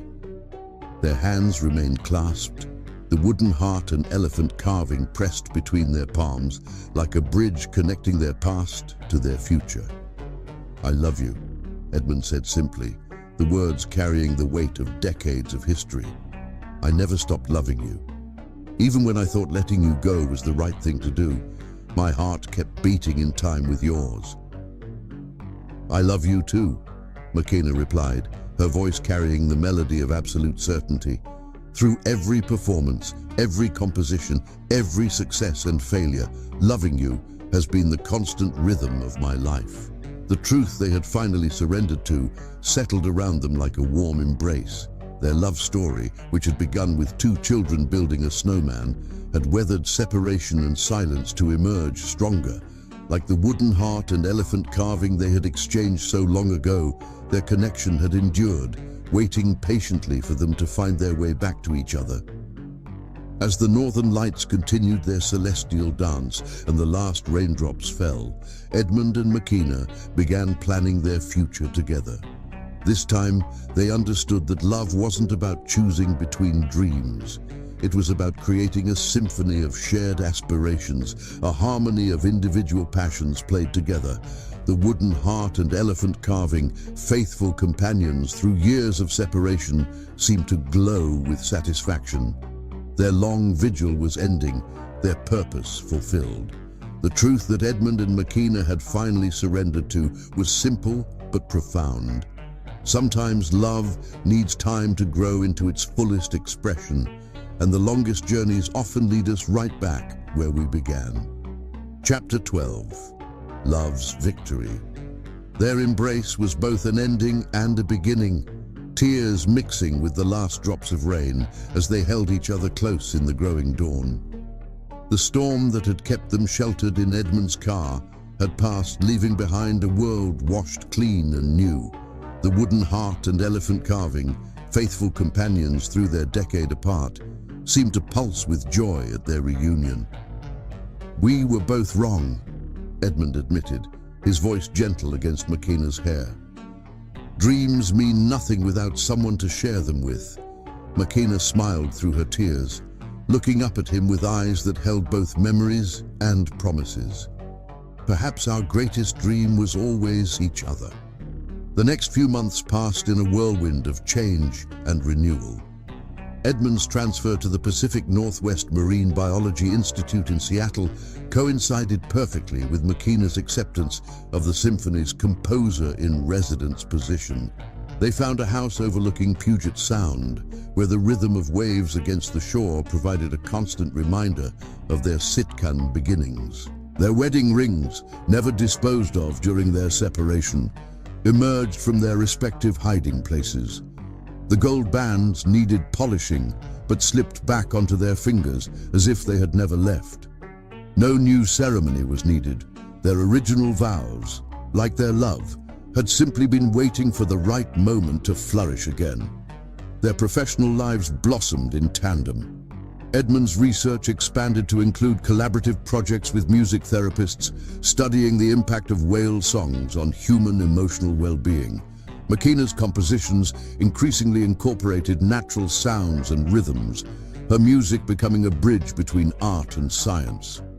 Their old cottage in Sitka found new purpose as a summer retreat, where they hosted workshops combining marine biology education with musical instruction. Children from coastal communities learned about ocean conservation while discovering the music in nature's rhythms, just as Edmund and Makeena had taught each other so many years ago. The wooden heart and elephant carving found a place of honor in their new home, displayed together on a shelf where morning light made them glow. These childhood tokens, carried faithfully through years of separation, now stood as testaments to a love that had grown stronger through adversity. One evening, as they sat on their deck, watching the sunset paint the sound in familiar golds and purples, Edmund pulled out an old, weathered notebook. Inside were all the whale songs he had recorded over the years, each one annotated with musical notations in Makeena's hand. "I kept adding to it," he confessed. "Even during our years apart, every new pattern I discovered, I could hear how you would translate it into music." Makeena touched the wooden heart at her neck, a gesture that had become synonymous with their deepest emotions. "My compositions never stopped featuring whale songs. I think part of me was always composing for you." Their love story became legend in both scientific and artistic circles, proof that passion for career and passion for love could coexist and enhance each other. Young researchers and musicians sought their mentorship, drawn by their unique blend of disciplines and their testament to enduring love. Together, they established the Moses Rosa Foundation for Arts and Marine Science Education, creating opportunities for underprivileged students to explore both fields. The foundation's logo featured a wooden heart and elephant, symbols of the childhood promises that had survived a decade of separation to bloom into something greater. Years passed, and their love continued to deepen and grow. Gray began to thread through Edmund's platinum hair, and laugh lines crinkled around Makeena's eyes. But their connection remained as strong as ever. They had learned that love, like the tide, might retreat but always returns, often bringing unexpected treasures with it. Their story became a beacon of hope for others facing similar choices between dreams and love. They proved that sometimes the longest journey leads you right back where you started, but with the wisdom to appreciate what was there all along. The wooden heart and elephant carving watched over their renewed life together, no longer just reminders of childhood promises, but symbols of a love that had matured like fine wine, growing richer and more complex with time. These faithful companions had kept their vigil through years of separation, waiting for their bearers to discover that the greatest dreams are those we dare to share. Epilogue. The legacy. The story of Edmund Moses and Makeena Rosa became part of Sitka's folklore, whispered by young lovers and cherished by old romantics. Their journey proved that love, when real, never truly dies. It simply waits for the right moment to bloom again.